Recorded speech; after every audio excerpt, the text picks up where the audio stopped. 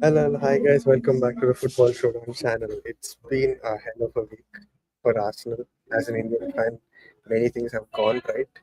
Um, One of the toxic traits in my life is that when things are going too well, it feels unreal. It feels very undeserving. But I think that has come as an inbuilt function. If you're an Arsenal fan, it's one of those things that it's a guaranteed that you will not feel right until it's done.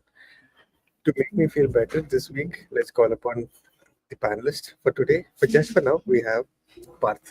Hey Hello. Parth, how are you? How are Good. things in Germany? How's life? It's actually been very good. I mean, life peaks when you've got zero expectations from it, and that was exactly this week, man. I can't. Mm-hmm. I mean, I'm ecstatic with the Arsenal win, but then I see Arsenal playing United at the weekend with India versus New Zealand being the Champions Trophy final. A lot is Mm-hmm. at stake. And we can be on a high 1 week, and come the end of the week everything can come crashing down. So yeah, I'm just hoping for the best and Mm. looking forward to all the games. Yep. I mean, let's just before we get into the stream and like talk about it completely, let's just let's just be respectful for all the people out there, people who are observing Lent and Ramadan and fasting for Ramadan. Have a peaceful Lent and have a peaceful Ramadan to you guys out there. And yeah, if you're here, let's just enjoy the stream. We already have a comment, guys. We're being popular. We have a yeah. Oh, hello, good evening, guys. How are you all? Yeah, You're uh, doing very it's well. it's scarily going well. How are you? How are you? How's life been for you? I don't know. Well, we have another panelist among us. He woke up sometime back. He did take a bath right after his sleep. I mean, like, who sleeps at night? But yeah, it is what it is. You are a child, the child of the street. Arush. Yeah, I Arush. appreciate the well initiated and thoughtful introduction that you've given. But hello, guys. Nice to be back after a week off. Mm-hmm. Oh yeah. Yep. It's been a week since you've been off. We had two streams, right? Yeah, we had two streams, and The One UCL stream. stream and the one on Oh, yeah. Arteta. Yeah. yeah. Yeah. I mean, the one or not? Did we really talk? I don't know. Something happened in that stream. I'm not sure what exactly happened because I've actually gone back and seen like what exactly went right. I can't understand what went right. Probably it was just the timing or the people's, anger regarding the entire situation. So yeah, I'm speaking of Arteta. It's 200 games up or 200 wins up. Which one? Before we It get will 200 be his games up. 200th game in charge against yeah, United.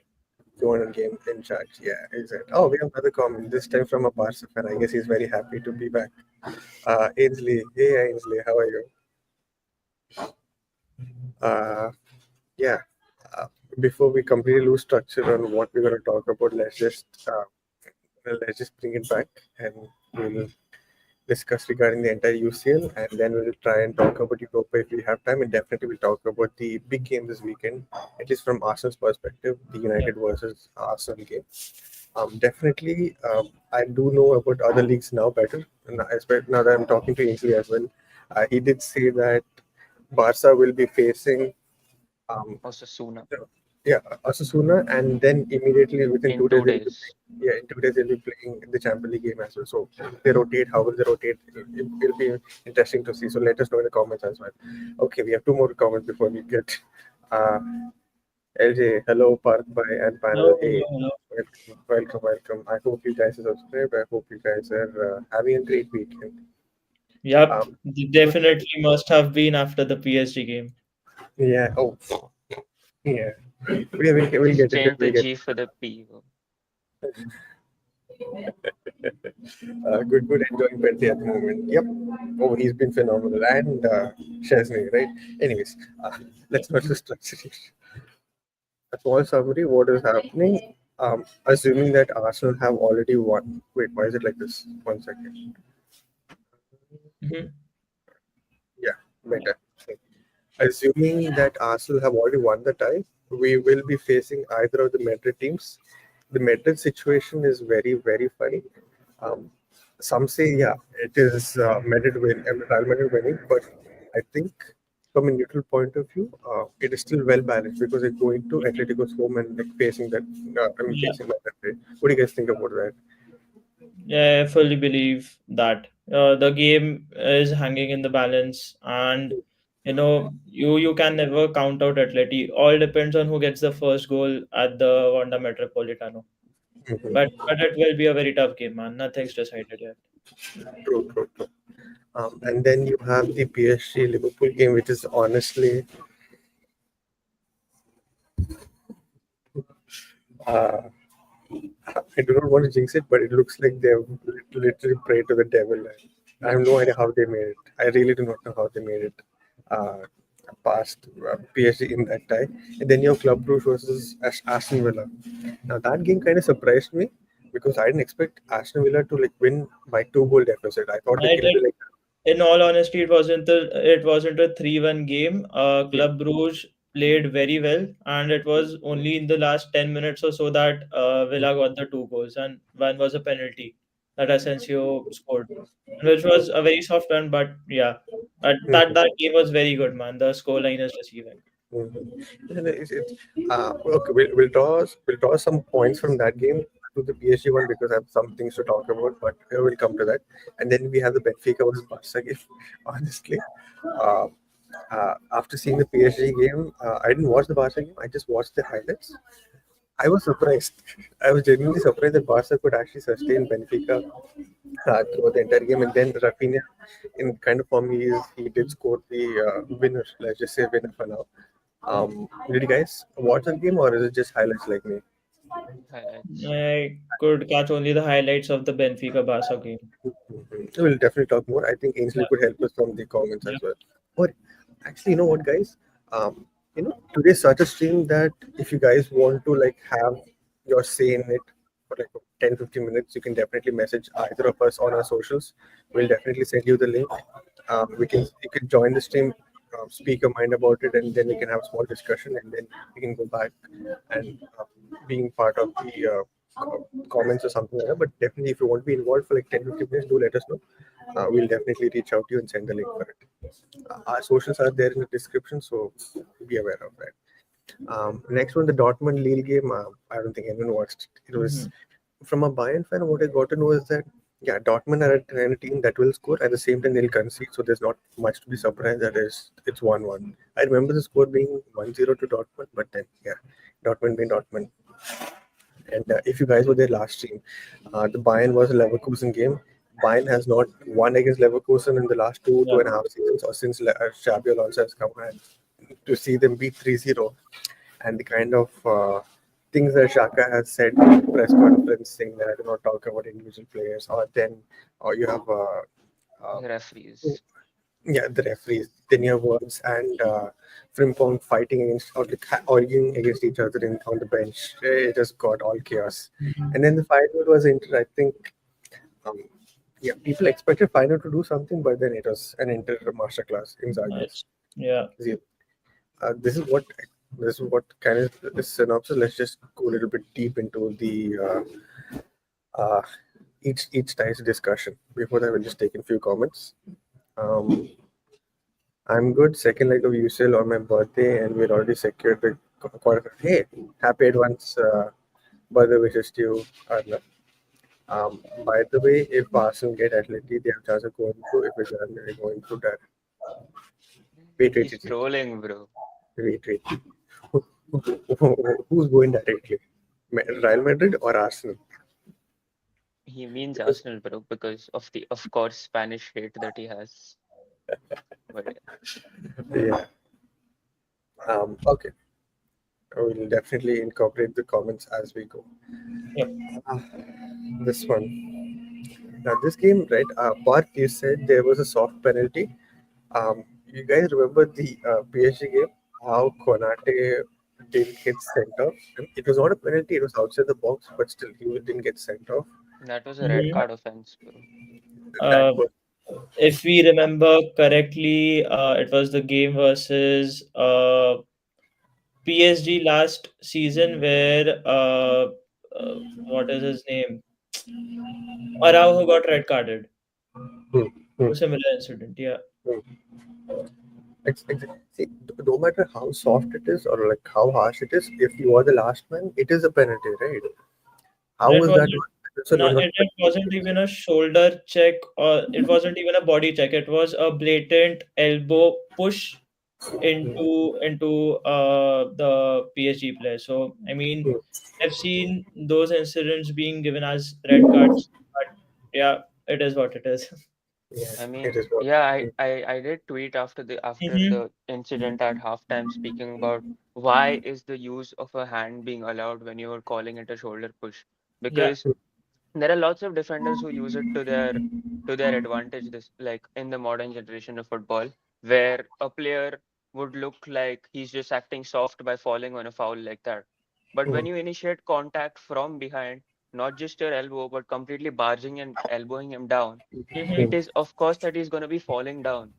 you yeah. can't you can't make it up that he's going to act strong in that situation. And Hmm, Konate exactly knew what he was doing, but the yeah. referee just turned his eye on that, and that could have been a very key, I mean, moment in the game considering how PSG were just penetrating through their lines. So it Yeah. just doesn't make sense.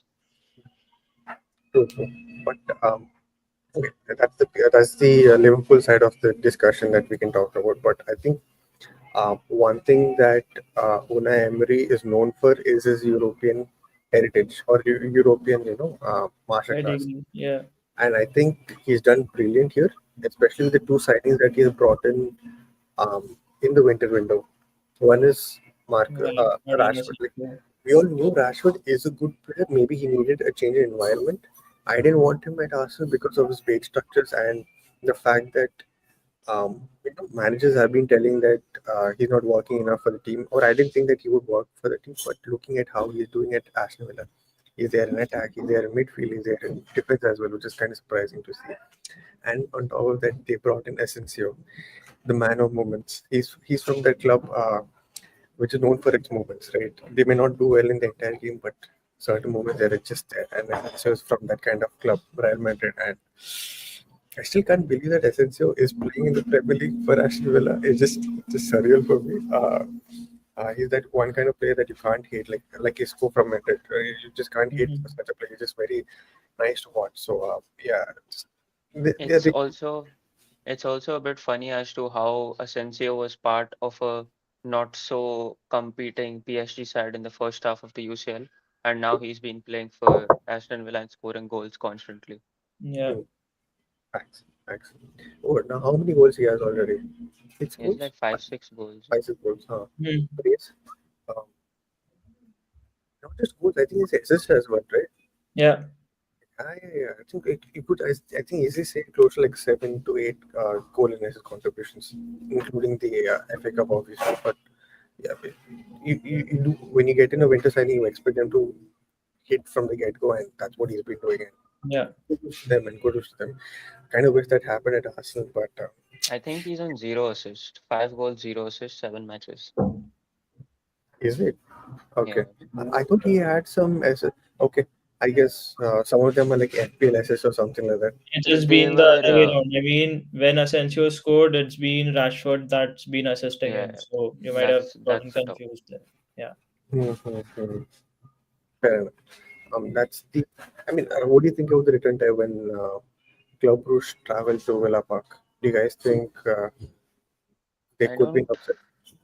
I don't think they have a No. chance to overplay a 2-0 deficit Yeah. away to Villa Park. Mhm. So I think it's clear which team is going to go through.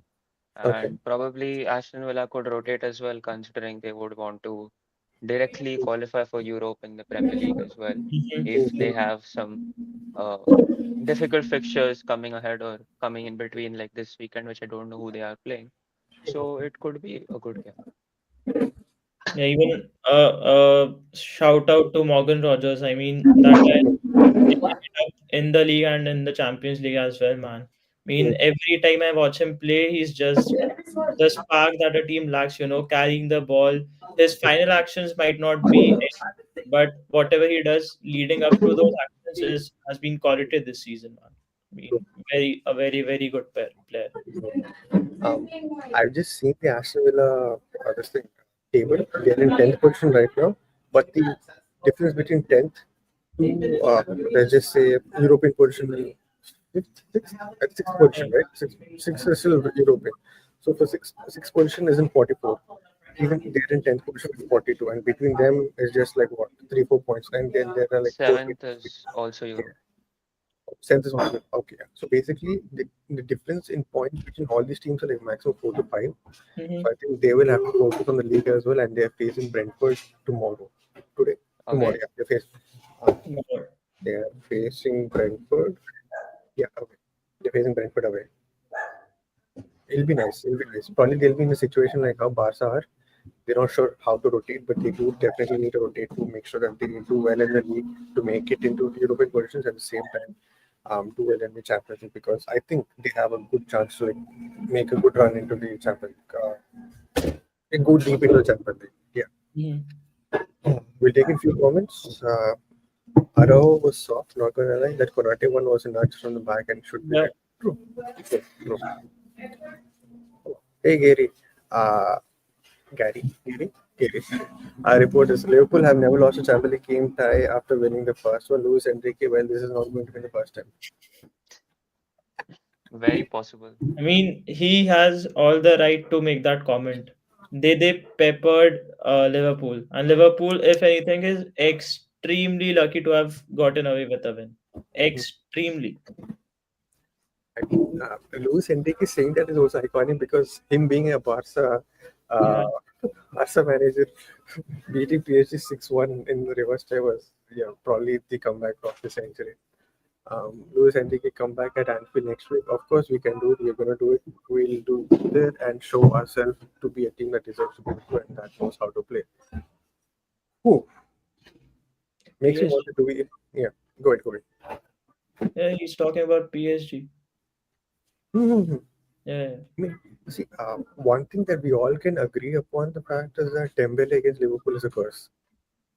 Nah, When man, he, that guy, for all the hype that there was around him, he shot the bed, man. I can't lie. He started off the game well, and just in the end, the performance levels continued to drop as the game progressed. Mhm. Everyone did in the team apart from like Kavara, to be honest. Kvaratskhelia, He's yeah, the yeah, only yeah. one. Kvaratskhelia was He's the only insane. one carrying them. Mhm. Let's just quickly go into the next game. I don't think much watched Dortmund versus Lille. Um, I didn't watch the game. I watched the highlights. It was boring. It was very boring. Um, what happens in the reverse fixture? I guess it's only good to know that what do you say? Whoever is going to face them in the next round will have an easier time because the team do not look good at all to like go deep. I Mhm. think Sorry. it's Barca, right? Hmm. Or Inter, one of them. No, it I, would be Barca facing either of them. it If would be Barca manages to go through, it would be Inter versus Bayern. it'll be Inter versus either the Bayerns, and it'll be Barca Benfica versus Dortmund or Lille. Yeah. I Another like how cakewalk, bro. I like how Aru said Barca directly instead of giving Benfica the doubt. I can't really give them the doubt because even with 10 men, Barca did quite a good job to get those attacks running throughout the game. It Yeah. was not like they felt the threat from Benfica. And that is kudos to as to how they created and how Flick managed to get their team settled to a 10 men in front of 11 men. Hmm. And finishing was again a big problem, which even Ainsley talked to me about because he Mhm. was fuming with what Lewandowski was doing throughout the game. Hmm. And it just shows statistically as well because they missed quite a lot of chances and they had more shots as well. So Hmm. it Hmm. is quite of a situation. Yep. But they are also thin on the line with defenders Oh. because Yeah, Yes. Kubarsi Kubassi is was now there. not there and Hmm. they have like one center back left, Hmm. is what I'm sure of. The tie is far from done in my eyes, man. They Barca grinded out a victory. Kudos Hmm. to them, but there's a lot to play in the second leg. It won't be Hmm. that easy. We'll definitely come to the comments later because all of them are regarding PSG and this thing. We'll have to cover you in this one. Pinewood was entered. It is expected. a professional performance. I mean, Feyenoord had their chances, but Inter was just too good for them, man. Nicolo Barella, then Martinez, and then Thuram. That team is DeMarco very scored good. a, I mean, yeah, DeMarco's goal was in that. Yeah. The, Mm, But yeah, Inter are the dark horses. I'm not counting this team out at any cost. For me, personally speaking, in the entire bracket that the Barca Inter Bayern bracket is, mm, I rate Inter the highest. Yeah, mm. Um, I do wish we can get Lautaro Martinez as the striking option, at least if not for Tesco. I think he's good enough to play for us. No, please, please, where did please. this come from? No, no, no. Please, please, please, please. Calma, calma. We should stick to talking about Champions League, man. No, no Arsenal transfers, please.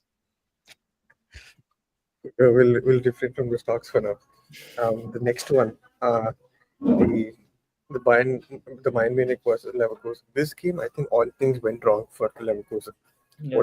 So, because if you guys watched the league game, I think which was 1 week back or like Mm-hmm. 11 days back, it was Leverkusen giving it all and going completely against Bayern's defense. But this game, I think Bayern didn't give two shits regarding that, and they attacked from their own end. Then Sane was incredible in that game.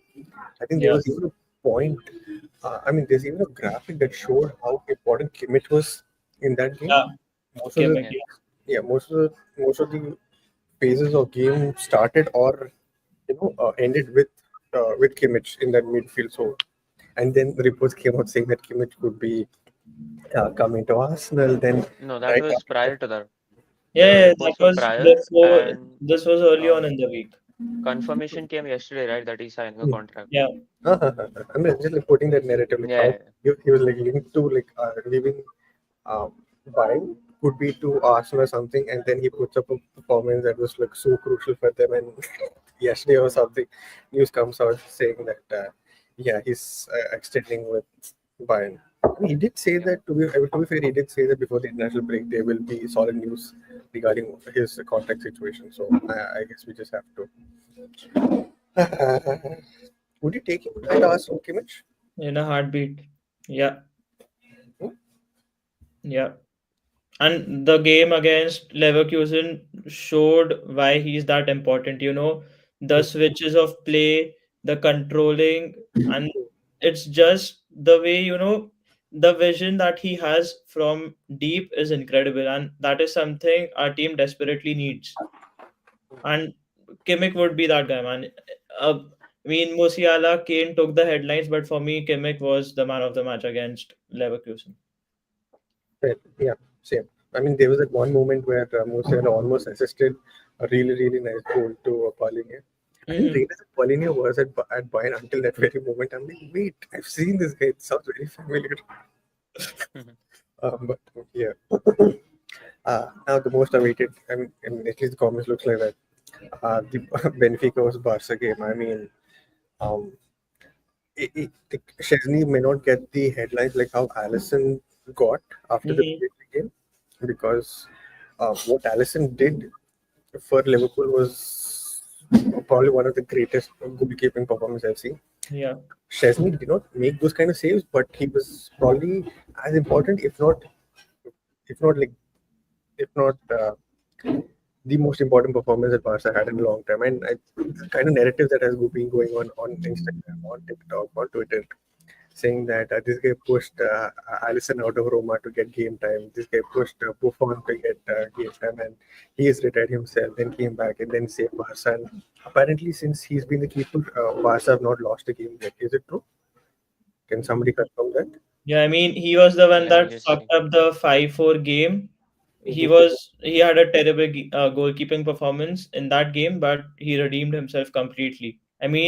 The fact that Barca did this with 10 men for 70 minutes, and for Chesney to have such an impactful game puts into perspective how important of a performance this was. And this was easily on par with Alisson's versus PSG. Incredible. Mhm. True. I mean, the stats will tell you how dominant Benfica were. I mean, the red side are Benfica and the blue is Barca. I mean, does a position, you can expect Barca always to have possession. It's like Arsenal having possession, right? But look at the number of shots. Look at the difference, like the stark difference between those two teams. And it's crazy. Yep. Yep. Ever I since he's come in the lineup, they have been winning think. since like January, no, December, that is. So, Mm-hmm. which is very crucial. And And also, also, I saw a post saying that Chesney saw smoke on the pitch and he smoked the Benfica team. So it's very casual for him to do that. So yeah. True, true, true. I've seen those comments as well, but yeah, we'll take and it. no, the ones that are going under the radar this season are Pedri and Lamine Yamal. I mean, Lamine Yamal is being harassed for not getting the output that he usually does or was getting. But Mm, you know, the contribution, the way they impact games, and Pedri this season, you know, he might not have got the assist, but the way he play makes man, it's a joy to watch. That mm, guy possibly has been the best midfielder in 2025 definitely, and in the season as well. I feel mm. that. Yeah. Yeah. Expecting output from a 16-year-old guy, 17-year-old guy in a use like in general itself is like it's crazy. It's like Mhm. I don't know like how is it fair? I mean, he started on such a high and then eventually tapered off. So people were like, "Nah, he's been overhyped, man."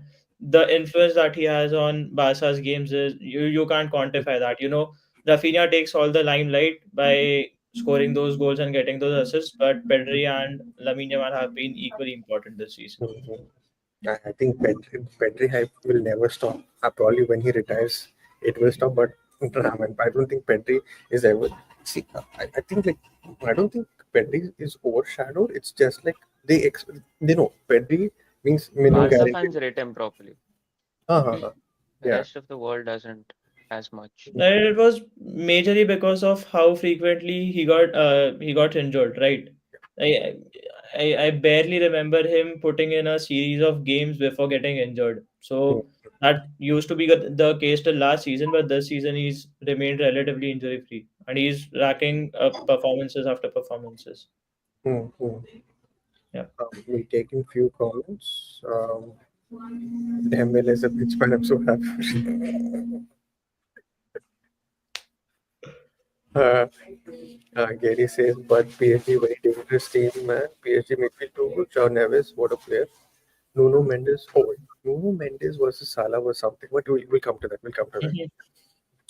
Mhm. The substitution changed the game. Which one? I mean, I know Araujo came on, but who did Araujo come on for? Was it for Yamal? Was it Danny for Olmo. that? Daniel, yeah. Okay. Mm-hmm. Ibrahim Konate, very lucky red card on Barco. Yeah. It wasn't even a foul. It wasn't even a foul. Leave alone the Yeah. red card. Wasn't Barcola the same reason why Araujo got the red card last season? I don't remember who that player It, was. it, you No remember idea. when Barca played against PSG last?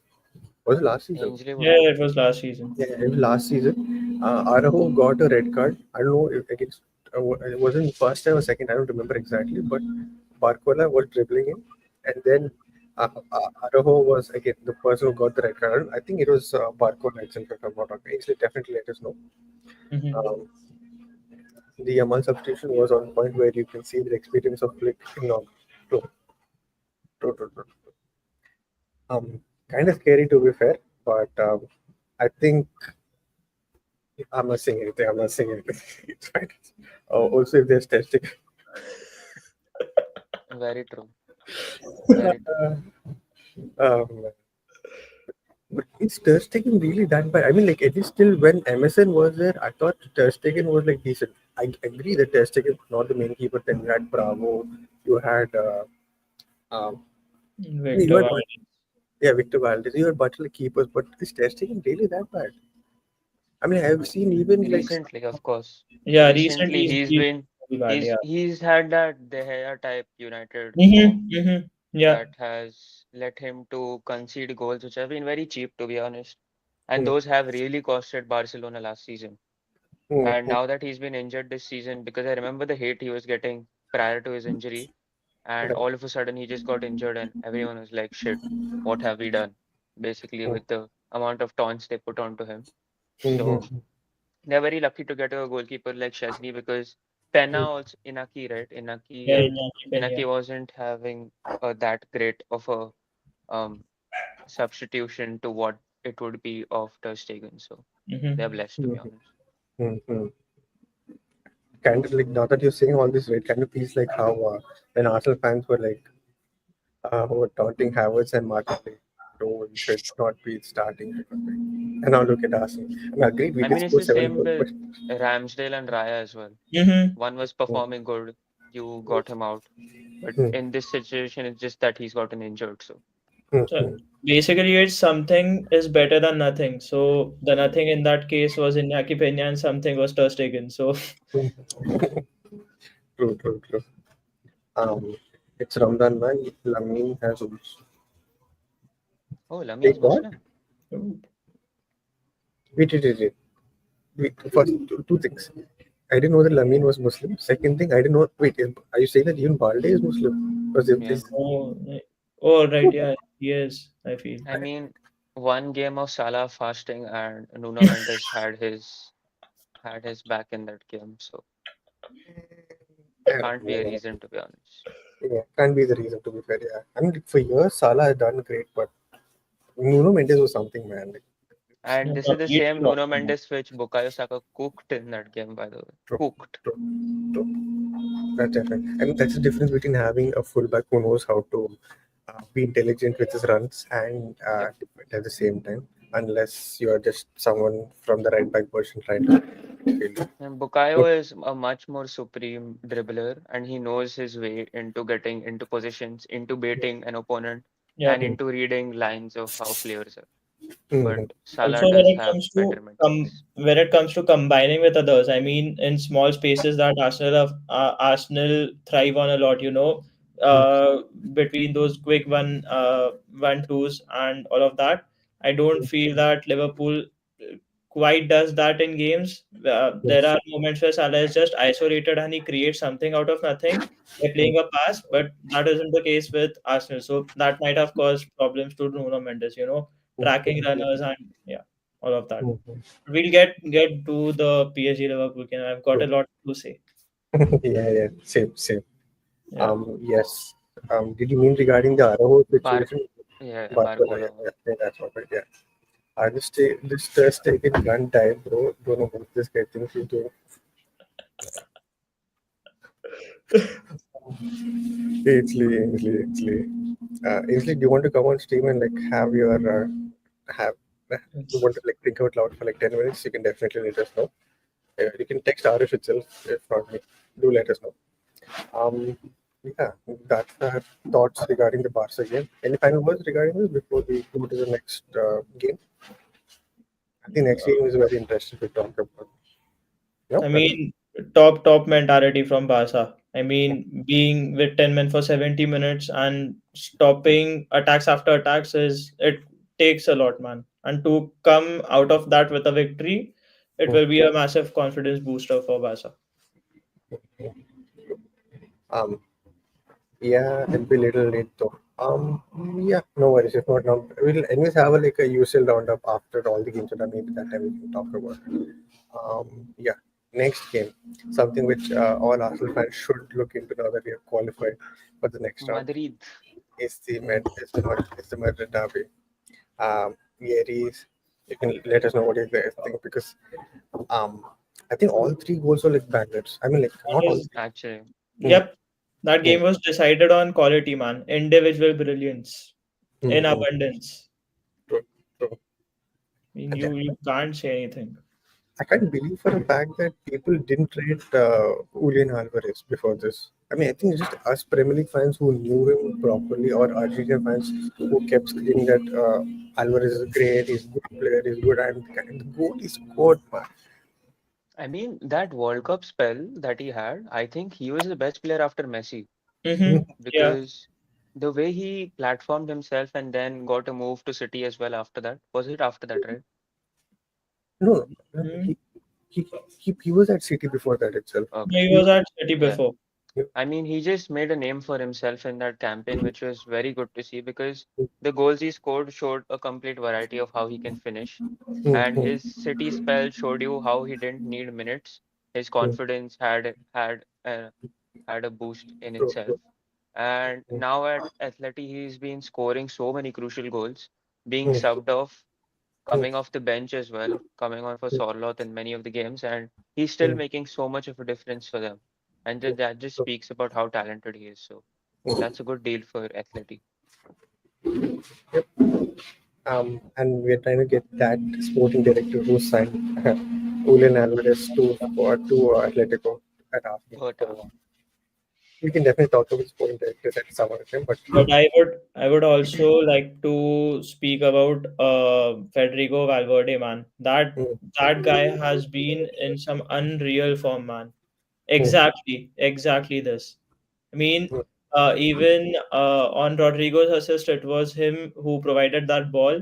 Rodrigo's goal, it was him who provided the ball, and then he also made a last ditch clearance in the game, and he was solid throughout, man. And incredible. What a hmm, player. he's hmm, played hmm. Amazing player. 300 matches for them now, right? As a 300? captain. Yep, Wow. Valverde.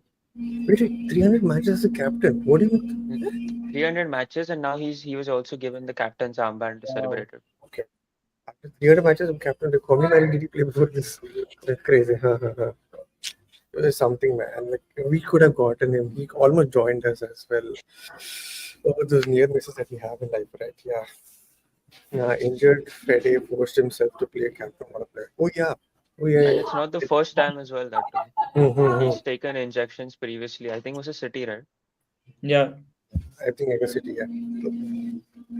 But you know, every player in that starting 11 has the ability to bring out something from nothing. I mean, that is incredible for a team uh, that does so well in knockout competitions, right? So knockout competitions are basically based on individual brilliance and taking the moment that you are provided, and Real are champions of that. So I mean, you can't bet against Real not giving anyone a tough fight, man. Irrespective of the form, irrespective of how their players are, irrespective of the turmoil that's going on there. So it's really incredible.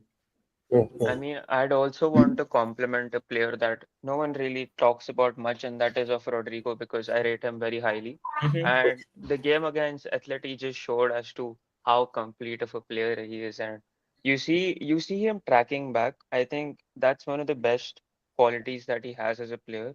And if he hmm, was to join Arsenal, which I am deluded, would be one of the best traits for him to utilize under Arteta. And the goal hmm, he scored, he just completely drove himself from the right wing, cut inside on his left, smashed it, told hmm, them that he can't see them, and hmm. then continued to perform the game. So I think that guy is a very good talent to get your hands on. Counter to what we have, Arnav says Simeone's masterclass incoming. I hope not. I hope not. I really wish Real go through. I am in no mood to play Atletico, man. I mean, I'll forfeit the match. I know that we aren't winning that game. Even with our best 11, we won't win that game. I think that's Hmm. too much to say. No, I think we can get over them. See, I over won't be six, surprised. I won't man. see. I won't be surprised if it's like a 0-0 game or two ties if we play Atletico because we know how defensively they are. We know how counter-attacking they can get. But I think with a fully fit Arsenal team, we could definitely stop them. Will we score Yeah. against that those blocks and all that? I do not know. The only way to surpass Atletico's defense is playing quick football and having everyone on the move. Which, if you saw the Real Atletico game, it was a common theme where Hmm, Real's players were always running. They were making space and they were trying to create. And if hmm, Arsenal does that, if Arsenal puts on a show that they put in versus PSV, I hmm, will give us a chance. But if we aren't able to do that, and if we put out performances like the performance we had against Newcastle or West Ham or hmm, Bournemouth, so these are the games that that actually tell us how Arsenal actually plays. And PSV game, in my opinion, was a very refreshing change. And if we see that more often till the end of the season, better things are coming. I'm pretty sure. Mm-hmm. Yep, yep. Um, UCL Rodrigo is different. UCL Madrid, Real is only different, man. UCL Real is only Madrid and UCL itself is different. and Forget there's no Rodrigo. Rodrigo. Even Asensio would come in and score a brace, man. Dude, Asensio is fine. Ceballos. You make the starting midfielder for a Madrid team that has Chouameni, Camavinga, Modric. Unfortunate. Yeah, Unfortunately, he's injured, man. yeah, unfortunately. I mean, I think Gary said it last a few streams back that not having Ceballos is actually a problem because he's been one of those consistent at the same time. A very available player for us who's doing decent as well. And no Yep, complaints. So imagine that. Um, Brian Diaz played very well in Jude's role. Oh, yeah. Oh, yeah. he Oh, yeah. did. Now that I think of it, yeah, Jude Bellingham didn't didn't play. play. Bellingham didn't play. You suspended, that's why. Yeah, he got a yellow against. He had an accumulation of yellows against City. I Mhm. think Declan Rice is also on yellow because I remember reading tweets saying, you better just get a yellow card now, get a good long break, and focus on the Madrid game that will come up. So I don't know if it refreshes for the next round, but I remember seeing that. I've got no idea. Regarding the Arsenal match, I have. Yeah, we'll come to that. We'll come to that. We'll definitely Yeah, come I'm to that. just saying True, suspension true, true. levels. Jude back for the second leg, big push. Mm-hmm. Good Lord. Gallagher was a Jude. Come on. Man. Saka and Martinelli might be back. Then we play. Oh, I mean, But I didn't get reports of it it yet. would be, I still think it would be touch and go because Hmm. from Arteta's comments, it is like they would make a return on the 1st of April. So if they make a return, Saka and Martinelli, they won't be integrated into the 11 straight away. So they would be getting some minutes, and the second See, game we play in April is the quarterfinal. see, the So 1st of April thing was done earlier when they just had their injuries. After Hmm. that, Arteta had an interview in saying that Martinelli is ahead of his progression and he would be back into the team before Saka. Hmm. So until an update after the international break it will be very clear as to who will come in where. And and there were also talks of Martinelli coming back on the grass, right? I mean, I don't Yeah. trust the source, but it is very possible that Martinelli could come back just after the international break and Saka could come in first week of April. So anything, Hmm. to be honest, is good enough than what we have currently. So but they'll have to start right away. Like the second game we play in April is the quarterfinal, so we literally can't give them enough game time to get up to pace with everyone else. So they'll have to go in straight and then put in performances, which I don't think is a sensible thing to do. But if we are to have a chance to beat Real or Atletico, our best players have to play. Um, I think you guys are forgetting for the fact that Arteta doesn't care if they're injured. He will definitely play them no matter what. We have seen that with Saka. Second thing is believing Arteta's comments regarding injuries and transfers. Come on, guys. Come I on. mean, considering they have, I mean, Saka has a surgery done, I think he wouldn't want to risk it either, and Yeah, neither would anyone from the medical staff. That is So true because we've not seen yet. they will have a Maybe game first. plan Yeah. apart from Saka to get through Madrid. So they should 100%. stay. And playing Saka is not playing Waneri. So you decide what you want. I would still take Saka. Let's not get that twisted. Yeah, No It is, obviously. doubt, no doubt. But would you take a Saka who's going to be risked, or would you take Waneri to start the game? Exactly. Yeah. Mhm. That is a very good point. We'll get back to it, man. This is fine. Okay, yellow cards refreshed in semifinals, bro. Semi-finals.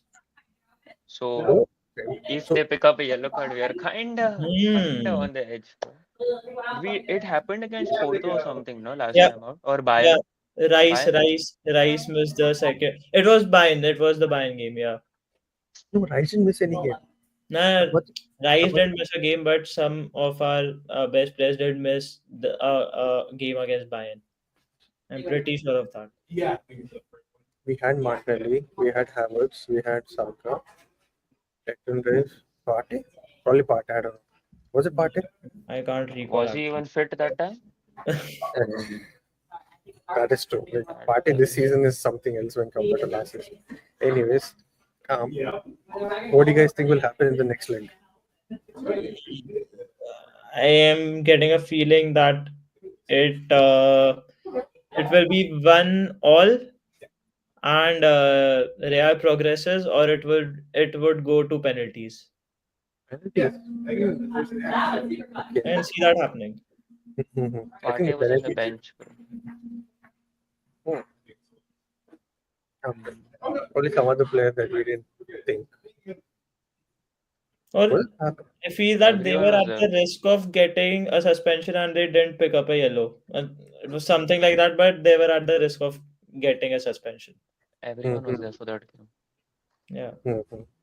I guess we just assume something else. um, the next game, which we all have many thoughts about, the Arsenal. What?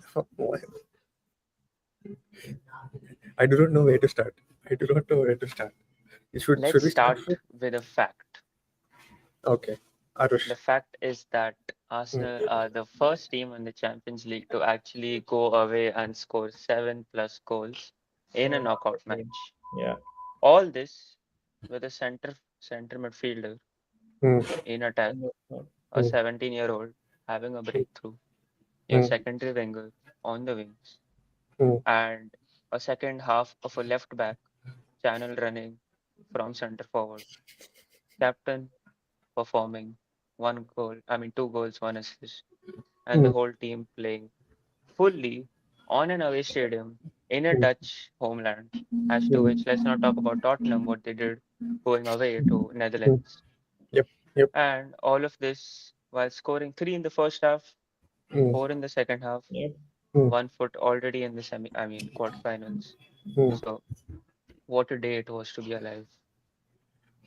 After What? after the third goal, I just started laughing. I was actually in disbelief. I was like, no, this was supposed to be a KG game. This was supposed to be a 0-0. What is going on? Exactly. I I mean, exactly knew this was gonna happen, bro. I started laughing after the first goal went. I mean, the fact that we scored first, not like we came back, we scored first. I was like, is this really? Because it was not even like Magalan scoring the header. It was not like Saliba scoring the header. It was Yes. Timber. Bro, And that, I don't think even Declan Rice saw where he put the ball. I yeah, think that was a no-look cross. yeah, it was a no-look cross and then Timber scoring from bro. And It then good, good, good. I mean, it was when I first saw the match, I was like, yeah, PSV is just dog shit. They can't defend for their lives. But yeah, that is a fact that they were very poor defensively. But when I watched the game back, the way we were rotating positions, there was a defined structure, but the players were not defined. So players were moving all over the field, and the movements were very quick. And Mm, you could feel that everyone wanted to get to the goal and wanted to score. It was Trossard coming in, MLS occupying spaces between the lines. It was Rice playing as good as the second striker at times, and it was Timber who was hugging the wing. He was playing as a right winger at points. Odegaard was playing as a centre back. So it was a positional fluidity all around the field. Yep. It was a brilliant, brilliant tactical display from Ateta. so this point is very true. Vaneri and MLS kind of reminds me of Saka and Emil Smith Rowe. I mean, uh, Mama, I'm chasing a ghost. That same thing, bro. uh, Fucking emotional. I think now that Smith Rowe was not at Arsenal, I could wholeheartedly say the MLS Vaneri thing is much more. Uh, I mean, much more close to the heart than the Emil Smith Rowe Saka thing because I don't think Saka and Emil Smith Rowe were like close when they were in the academy because they're like two different graduates, right? And also one more thing was that Saka was mainstream streamlined into the not streamlined. integrate into the main team much more quicker than Smith Rowe. Mm-hmm. I think that's what kind of like was the difference because with Smith with MLS and Veneri, both of them making it into the main team And at the same time and them if I'm contributing not to it. wrong, Smithrow joined the Hayland also at quite a late stage, Mm-hmm. Mhm. True. considering to what Saka is, to what Waneri is, and to what MLS is. Yes, yeah. Because MLS is also from who's played a big part in Chelsea's academy, but that was during the under sixes, which doesn't count to be honest professionally. Yeah. So you can't say that we've got him from Cobham and he's playing for us now, Oh, true. because at an under six level, you Mm. get a free run to play in any academy Mm-hmm. without having signing a contract. So these are our boys who are taking center stage and making a difference. That comment from a Chelsea fan saying that basically Arsenal being that orphanage where they take kids from every other academy and like bro. And Chelsea end up selling their graduates to sign one Brazilian funk lover from Brazil, which is also fine But it's because actually quite funny that Chelsea has like 10,000 players on their roster, and the two names that are emerging from that fan base is of Vaneri and MLS. I mean, come Mhm. True, true. But let's come back to the game. on. Yeah. Um, was it Odegaard's best performance? I do No, not think so. no, no, But no, but not even by a mile. but the fact that we are starting to see glimpses of the Odegaard that we knew from before. Some say okay, finally he has that 1 week rest uh, after becoming a dad. I get that concept, but really, see, No. no disrespect to being a dad, but I think as a dad, what you have done will not be as tiresome as what a mother does. So putting that as I a think factor, this is why? just a narrative. Why that's what Exactly, man. This is This is just a ridiculous. narrative, man. exactly. The So fact I that don't. he's become Everyone a dad, becomes a he's dad. become shit. If What a what kind of crap see bullshit is this, man? see football is not a game in which every shot is supposed to end up in the goal, Yeah. Mm, and you are not supposed to be in the best form of your life in every game, mm, which is considerably very fine. And mm, Odegaard has had an injury. He was out for almost 2 to 3 months. mm, He came in, the team changed. Things haven't been the same at Arsenal. Leave for him. mm, So for him to not put underwhelming performances is fine. mm, How he's integrating now is fine. He's Yeah. been getting the goals assists now. He's mm, showing signs. He's being platformed better. He's making a mm, difference. mm. Appreciate it, bro. I Don't am. downplay what is there. Not I you, bro. am. I'm just saying the fan base, bro. Yeah. For a Like, second, you I was know, like, you know, people are questioning some of his individual actions, which I would agree were not the best. He was under hitting some passes, he was over hitting some passes, he was not able to control the ball well. I mm, agree. It wasn't mm, his best game. But mm, the way he was platformed, and that is something I've been very critical of Arteta over the last few months. I have even tweeted this out that I don't feel Odegaard is a bad player. I just feel that the way he's being platformed is not making the best use of his abilities, which I mm, feel he corrected a lot against PSV. And again, it wasn't his best individual performance, but the way he contributed to the team doing well is what mm, matters to me, which he was exceptional at doing. Getting 3 goals slash assist, man, it's not bad. And to cap that 2 goals with an assist of that quality for Calafiori, it was very, mm. very good, man. Sorry, got distracted by a comment. Um, uh, OMG, hi. yeah, this bro is from school. I've known him for a while, and it's been a while since we even texted each other. Hey Jay, how are you? I got you live. Yeah, yeah. I Well, if you caught respond to you my live. text or Brother, message, you'll definitely it's know a that weird way of framing it, man. I caught you live. I caught you in 4K, Sujit. anyways, back to football. Platforming Odegaard in the right way. Agreed. Completely agreed. And like probably now people can understand why we need Zubimendi Yeah, in that exactly. Arsenal team and how Odegaard could be effective in a more attacking role. Um, You know, I I am of the opinion that Odegaard is not our nailed on central creator or the one or through whom the play passes all the time. I feel that he's a facilitator, and he's just a piece of the entire team, and he's not meant to be the centerpiece, which we were actually thinking of him being, which he was not capable of, and for obvious reasons, because again, the responsibilities that he had to carry on in games, play dropping deep, then not being involved in the middle phase, to then lethargically going to attack, it wasn't working. And Mhm. when it surround him with players that will elevate him, it's as simple as that, and which we did against PSV, and we could see the benefits of it.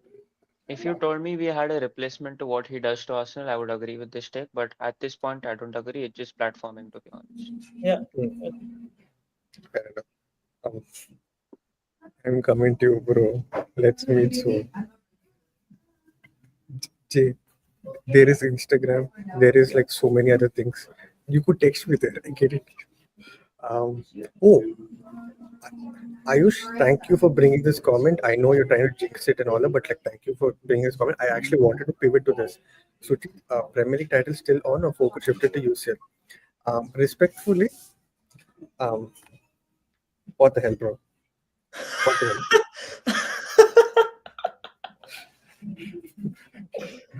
Is this something you wanted me to say? I say it. Okay. Premier League, it has been dusted the moment the winter window got over. I'm telling you, I've said this on stream. I've said this on Twitter as well. That is for sure. Is the focus completely shifting to UCL? I don't think so.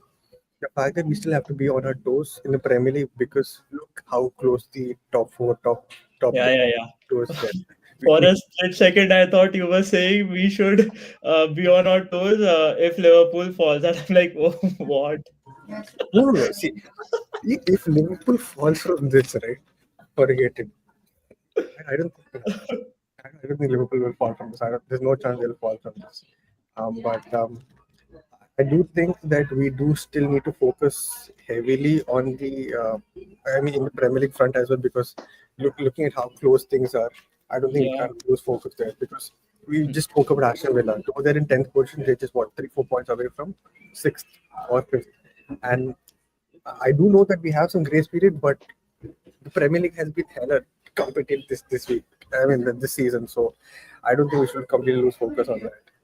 Um, and there's a Liverpool. We will get Next, to it, next. man. We'll um, talk about it next. Ayush, we do want to talk about it, but that'll be after the Arsenal thing. So if you're still there till then, definitely catch us talk regarding that. But for now, we're just talking about Arsenal. We'll definitely get to the Liverpool situation or Liverpool robbery, devilish, whatever it is, soon. Mentality monsters. We'll talk about the mentality monsters very soon. Yeah. Regarding the Arsenal thing, we spoke about Odegaard thing. I think it's regarding platforming. I think now him understanding the entire Arsenal team and how they function would help him. Probably we could see signs of that in the Premier League soon. Let's just hope. Also, we spoke about. I mean, initially we spoke about like how Konate's red card. Konate should have been red carded. Do you guys think MLS got Yeah, away he with should the have been second? off. He should have been off. He should have been red carded. Mm-hmm. Even I agree with it, but because some of the senior referees have come out and said the threshold for the second yellow is a lot more. Also, for a fact that he's not like the last man in defense, that is why he was not sent off. Is the narrative from the senior referees? I mean, you see the first yellow that he got. That wasn't a yellow, to be honest, man. There were True. so many defenders, and he just touched him, and he got a card for that. So Mm-hmm. it's safe to say that you can take the second decision being softer. But that was a red card any day, Yeah, because contact was initiated. I think MLS needs to grow more. Yeah, he needs to calm down. He needs to calm down and Mm-hmm. over-express himself, not in terms of defending and tackling the ball and plunging into tackles, but rather forcing himself onto the ball and helping in possession. yeah, Because as a youngster, getting so many fouls, getting carded is completely fine. What it looks even more extreme is because of how media portrayed how, although although he's been given only one red card, which I will fight to say wasn't a completely clear and fair red card because of what happened before that. Hmm. But these are just things that are being made in order to get to his nerves. He's only 18. He Mm, has his whole career ahead of him. mm, So shattering a player just for a yellow card or red card at the age of 18 when you know he's not even going to be a complete player by the time he's 22 is very funny. mm, So let the kid just express himself. mm, What Arteta did was 100% the right decision to take him Yeah. off. That mm, is how you man management. mm, You have to take care of management in a mm, situation like this, which could cost your whole team. Considering we were in the lead, it was much more easier to get him off. mm. And I think MLS has no right to be upset about it. No. He No, should be very motivated to do I Mhm. think his reaction when getting subbed off was like very like positive. Like, he's like, Yeah, thank God I was subbed off. yeah. It's not like why was it something more like thank God I was subbed off. I think You know, it actually has a bearing on his future. If he continues to get yellow cards every game, mm, the narrative that it creates with the referees is that he's a reckless player and he's more often than not going to commit such fouls, which mm, makes a difference in how you are refereed as a player, right? So mm, again, I'm not saying that Van Dijk escapes red cards or yellow cards. I'm just saying the way Van Dijk conducts himself and the aura that he has, mm, he actually does not get carded when in fact he should get. So that is something that we have to develop on. And in all honesty, our defenders, except from Gabriel, uh, this season again, the rest of our defenders have been a bit stupid in getting cards. With Timber, for no reason he delays the restarts by hogging the ball on a throw in. Then Saliba has been getting those It's a kind of, right back thing. yeah. mm, mm. And Calafiori and MLS as well. So Arteta needs to integrate a bit of discipline in them. It would hurt us in the long run. See, I completely agree. But one thing I'd like to reiterate every time regarding a young defender is that remember when Arsene Wenger said the whole way you believe in a young defender is by paying through points. Remember last season when United won against Liverpool when Kwanzaa made that mistake. I was see. I did laugh for the fact that Liverpool lost, but not for the fact that Kwanzaa made that mistake. That's how you Yeah, learn. Kwanzaa is what a young defender. yeah. Barsi same thing. MLS now. So young defenders making mistake will be criticized, obviously, not at a point where it becomes a racial thing, not because it becomes to a Mhm. point where the media takes over, like how the English Premier League has done with MLS, with Kwanzaa. When Kwanzaa made that Kusanov mistake, as well, to be honest. Yeah, yeah. Kusanov is a very good example of this. Yep. hmm, hmm. I think a prime example of a young defender developing into something we can think of is I think Margaret. Remember Margaret? I think the season that we bought him, the first game against Fulham, he scored Fulham. his debut and everything. But we know that Margaret is very rash, very erratic, very like all over the place and everything. And Yeah. we wanted Pablo Murray to start over Margaret or the dark days. But yeah, and now look at him. He's much more calmer than. Gabriel is one of our most calm and composed players out there. Hmm, And to say this, 3 years back, it would have been a crazy statement because Gabriel was the one that we were, criticizing him for not having a calm head. hmm, hmm, He hmm. was he was titled to be a bozo. So True, yeah. true, true, true. And like for the last 2 seasons, he's been honestly one of our best defenders throughout the season, not just like in moments, but throughout the season. I think Margaret has been one of the defenders for 100%. us. Yeah, For yeah. me, he's been our best defender. Yeah. Mhm. Yeah. Um, Regarding the return fixture, do you guys expect no, which do you guys expect Arsenal to give out a lot of debuts to the academy players? We I should. mean, not many, but I would expect people on the bench and Butler also getting minutes, Hmm. Kabia getting minutes if possible. I'm excited for And that Josh Nicholas or Nicholas Josh Josh. the, Nichols. Yeah, I don't Josh think so Nichols. he'll play though. I don't think so he'll play. I think he'll get He's minutes though. just No, he just came back from an injury and Alright. he's being slowly integrated for the under 18s and 21s. So I don't think he's an option. But maybe, yeah, yeah. No, I don't want to say Exactly. that. Because But oh, actually, wait. We need to give minutes to Ben White.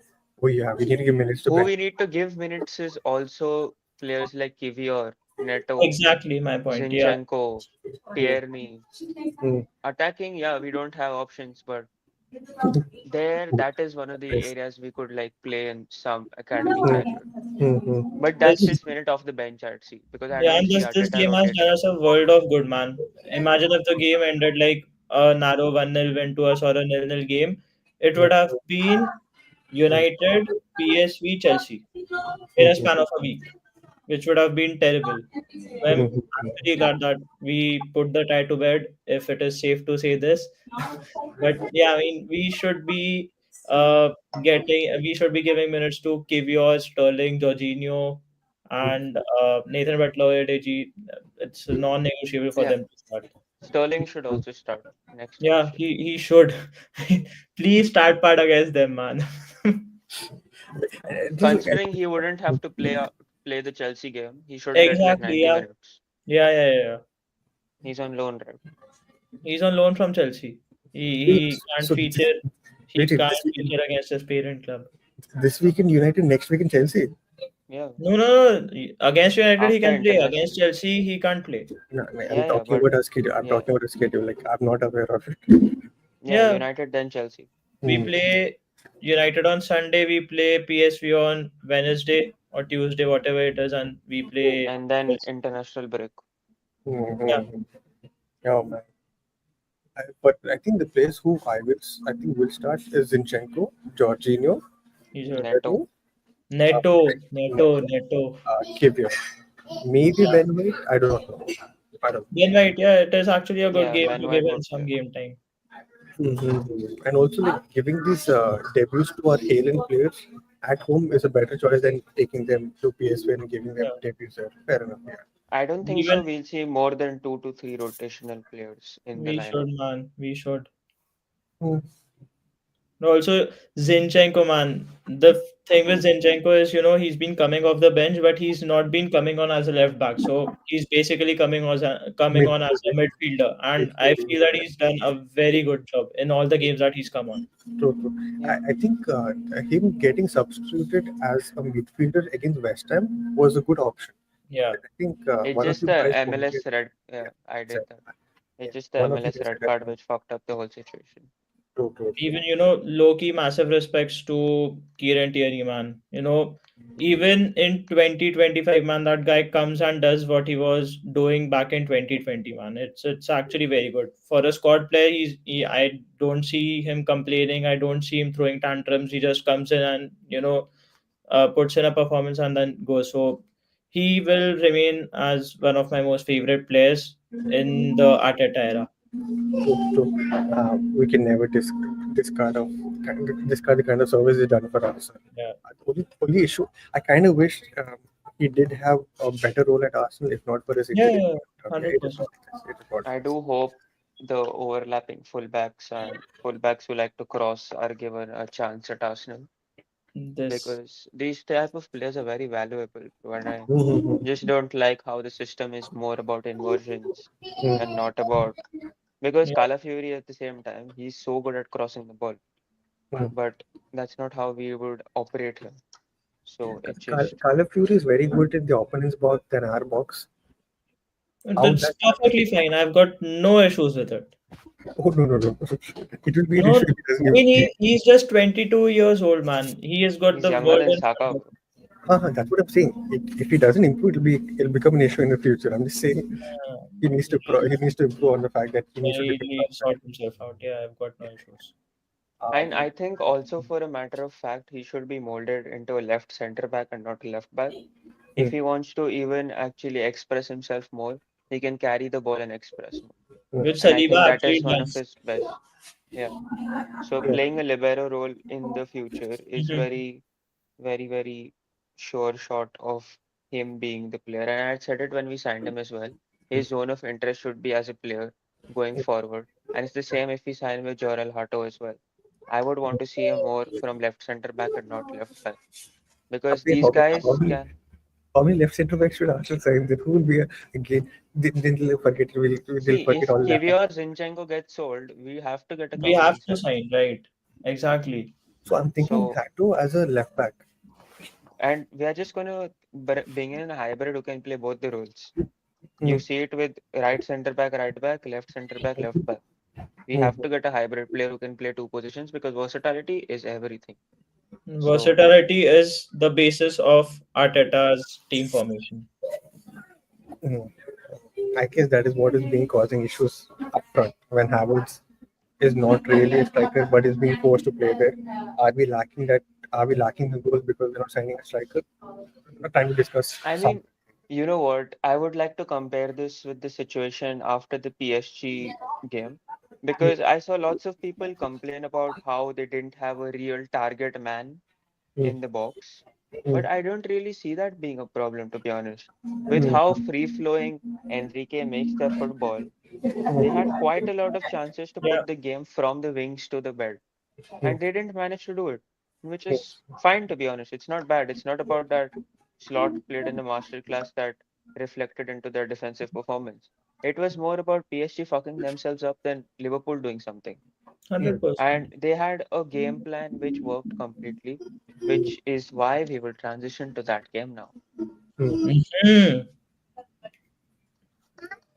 One last point regarding the PSV. I mean, Ah, you're Arsenal. messing it all up, man. He provided such a good base, and No, you're no, no, like, it's all right. It's all right.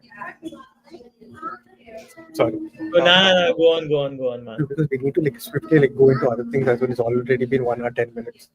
People in India might be wanting to sleep and all that. And yeah, just one last point. I don't know if you guys are aware of the podcast, the Canon podcast, where Alex and Rohan Jeevan are there, right? Yeah.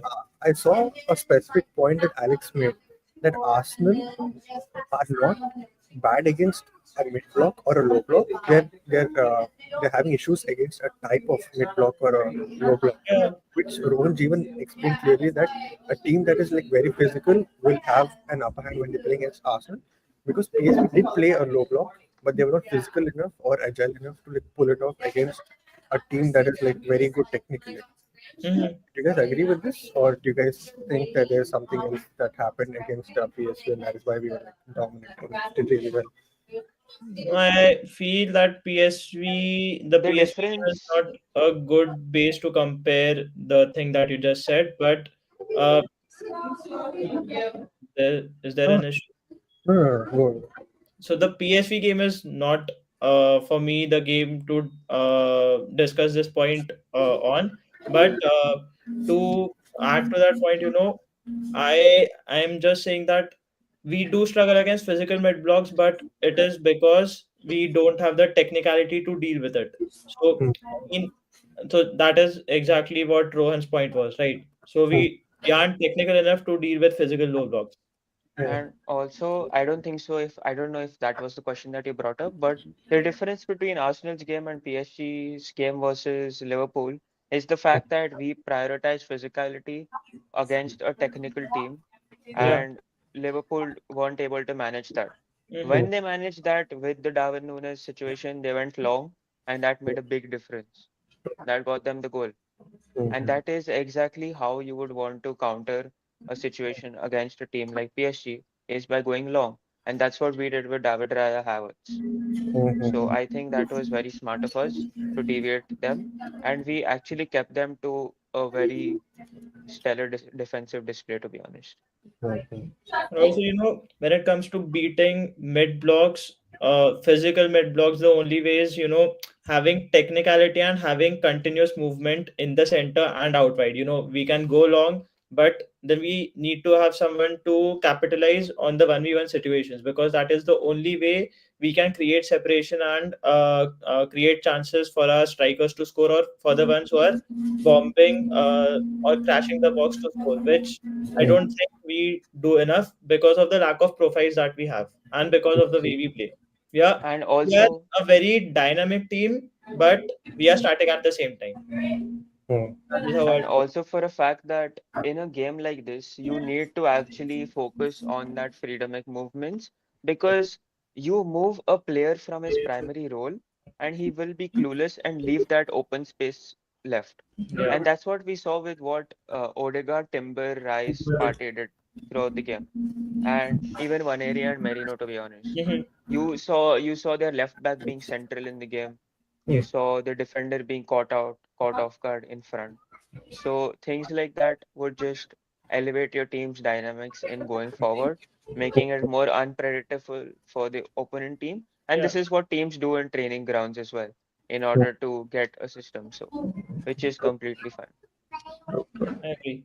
Let's just go through the comments and then we can like quickly. PSV, basically, the PSV game should be the blueprint of how we play against mid blocks or low blocks with the current task. With the current task.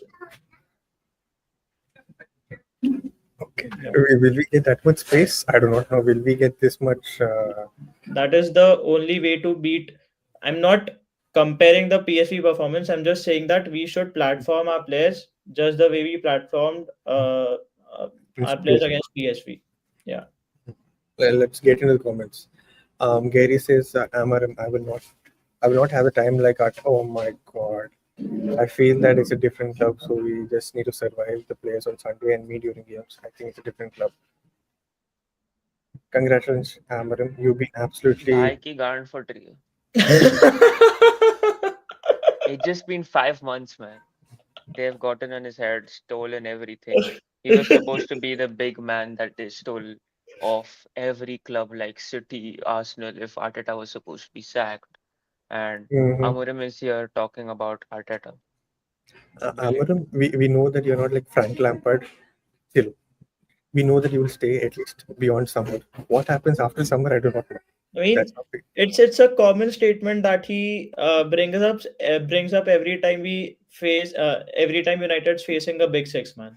Mhm. You take all his press conferences and he'll make sure he points out that we are a very big club and I won't get the time. I mean, we get it, And man. like you We get also it. said previously, he knows how to play with what the fans want, which you said Exactly, earlier. Yeah. exactly. And you thought Arteta was the manipulator. Guys, you have the United mentality there. The The manipulator. the way Arteta is talked about, based off his initial seasons, you would feel like Arsenal was fighting relegation.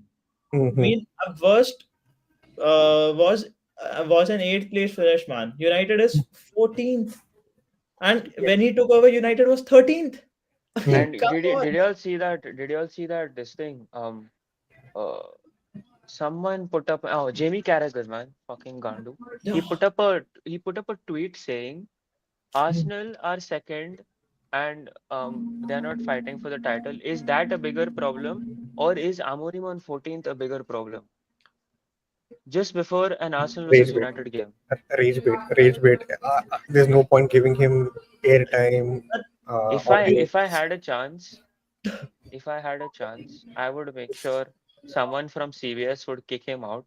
What Uh, Speed did the other day on CBS was 100% deserving of what Carragher needs. He owned Carragher in that show that day, mm, mm, mm, mm. and I saw that that. was very well deserved. I found it a little bit disrespectful, but he deserved it. Jamie Carragher was an average footballer. Mhm. Please. And his antiques out of the pitch are Yep. very well known Mhm. to him Let's not. acting a saint. Yeah. So I think he only acts as a saint when when Andre is there or Yep. when Roy Keane is there, but he never acts like that when. He brought up these comments about Arteta now, but he didn't have the balls to bring it up in front of him when he was in an interview. True. True. Where was he that time? Exactly. Mm-hmm. I mean, It, and it is mental for us to say that a pundit on Sky Sports is rage baiting on Twitter. Do you realize how mental this is, man? Come on. A pundit rage baiting. mm-hmm. Now the onslaught on winning against PSG, we were not little bit lucky. We were very, very, very lucky. But as Michael Jordan said, the Fair harder you enough work, term. And a fair, masterclass, man. fair enough. Masterclass. Fair enough. Agreed. Masterclass. Respect for the statement. Respect. Arnav, I'll get your comments. I'll just bring it up when we're talking regarding Liverpool. I see your comment. I'll just bring it up. Ruben Avram, one last comment regarding this thing. Europa League is so much harder, in my opinion, than what? Than the Champions League, not the games, but the recovery to play Premier League. Oh, That's how it feels being mid. Could never be made, bro. No, he's right. He is right, man. He's right. I mean, you should not get privilege for you should not get special treatment for finishing in top six and not top four. Right. I agree with him, man. I agree with him. Wait, this statement is actually real. Yeah. He's right. He is right. He knows what he's doing. He is right. I concur. Oh For my a God. guy who thrashed Pep Guardiola for a sporting team, playing in the Champions League regularly, he brings up this comment. Do you know how cooked he is as a manager? But Just so that he fits into the PR at United. Do you realize he was Ineos's man to make a difference, get them into European qualifications, get the glory of United back? A man who was entitled to do big things with Gyökeres as a striker for Sporting Mhm. in the Champions League, demolishing teams, and he's making such statements. but United is winning the league in the next 2 seasons because For sure. Amorim is that good. Now Mhm. you don't realize, man. You aren't seeing what I'm seeing. That guy is building a dynasty right there. Come on, Diogo Dallo, Rasmus Højlund, Alejandro Garnacho. Come on, respect, man, please. I'm glad you didn't bring any of the academy players because they should not be in the uh, Yeah, in Nah, the two and of six. them they are claim rotting they from our claim bench, bro. they claim Garnacho to be an academy player. So yeah, And two of them that they have are our product, so no. Mhm. fair enough to them. It's fine. It's fine. Oh, I didn't know that Garnacho was from the Atletico or this thing. Yeah, they bought him. Yeah, They Mhm. bought him. And they 2019, I bought him. think. I didn't know from which academy they bought him. I didn't know that. Like, damn Atletico. crazy. Mhm. Yeah. But yeah, before we swiftly move into the next game, that is the PSG Liverpool game. Let's just, I mean, like I promised, if you guys contact us, we'll add you into the stream to have your thoughts about it. Ainsley, Barca fan. Ainsley, Hello, hello, hello, guys. Hello. hello, You, hello. Yeah. What are your thoughts regarding the yeah, Barca I can't. stadium? So, first of all, I'd say that I'm sorry I can't put my mic on. My battery is a bit low. Okay. So, Camera on. regarding the Barca game, damn, that was a crazy game, I'll say. Uh, Also, like we were away from home, mm, and the atmosphere was crazy, man. Like, I just mm, saw the flares and all that, and like the referee actually stopped the game in between also for 5 minutes or something because of the flares and all. They were just throwing flares on the stadium for Yeah, the yeah, fans, and yeah, the game started. They attacked so well in the beginning. I thought we were going to concede. mm, Surprisingly, Chesney showed up, but uh, I think that Kubarsi red card was it was sad, man, because like his intention was the ball. He mm, went for the ball actually, but he missed it. Just missed it. Absolutely missed it, and mm, it was a clear red. Then after that, and mm, after that we played like we came in with a defensive mindset after that. We were mm, just playing low block, and like I said before in the chat also, I said I think about Lamine Yamal substitution. mm, Lamine Yamal wasn't particularly good yesterday. He was, I'd say, he was mid yesterday. This is not hate to him or anything. I'm not hitting him. He's only 17, and mm, also it's like I said, it's Ramadan, so it's they're fasting. I think now. mm, Yeah, they're fasting and all of that comes into play. I mean, might sound a little delirious, but yeah, whatever. But yeah, he was a bit mid, and then in the second half, I think it was second half. Yeah, I think it was second half. He was substituted, and mm. Rafinha went on the other wing. If you all, I don't know if you all saw the game, but that is what actually happened. Rafinha was on the wing where Yamal plays, Right. and Ferran Right. Torres was brought in. Mm, And like the reason for that was because Yamal wasn't tracking back, and Kunde was becoming alone in 1v1 situations. mm, So then after that, what happened? Rafinha came back, tracking back, and all of that stuff. And mm, obviously, like Pedri, I just said, man, I'm gonna glaze this guy forever. Like this guy, man.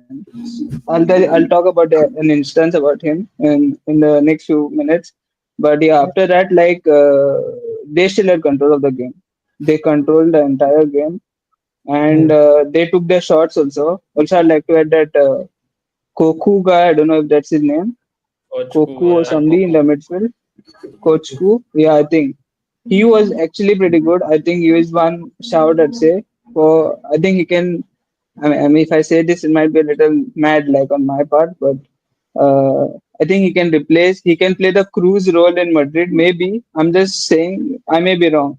I feel like he might be able to play that Cruz role in Madrid. He's not that good, obviously, but he's. You can see like some instances of him, and I think they control took the most shots. And then what happened was the ball. I think Antonio Silva. Mhm. He was rumored to be one of the best defenders in the world. I think young Yeah. defenders in the world or something. Hmm. And he just got the ball and he passed it, and he thought it was Otamendi, I guess. And then Rafinha came in and he banged the goal. And Hmm. Really. to be fair, that Rafinha goal, it kind of reminded me of that Messi goal versus Mexico. If you remember, Oh Ha yeah. ha ha ha Yeah, ha. yeah. Messi versus Mexico. It was Ha ha. so similar to that, man. It was exactly similar to that, and also the Hmm. situation also, right? Because if like Messi had not scored over there, I don't think Argentina would have won the game. What NC, we happened? can't hear you, bro. Anything? No. Similar to us, I'm saying. Yeah, hello. Yeah. Yeah, Yeah, yeah, yeah. Yeah, so similar to us, like if Rafinha would not score that goal, man, I don't think we would have a chance in the next leg. And also, Hmm. I don't think we would have a chance in the next leg because we are playing Osasuna. Hmm. I think on 9th, and then Hmm. on 11th we have a game again. Yeah. Mhm. And considering like there's only like what 1 day gap and Hmm. 1 day of training or something, like the whole day is going to go in training and you're going to play, then train, and then again you're going to play again.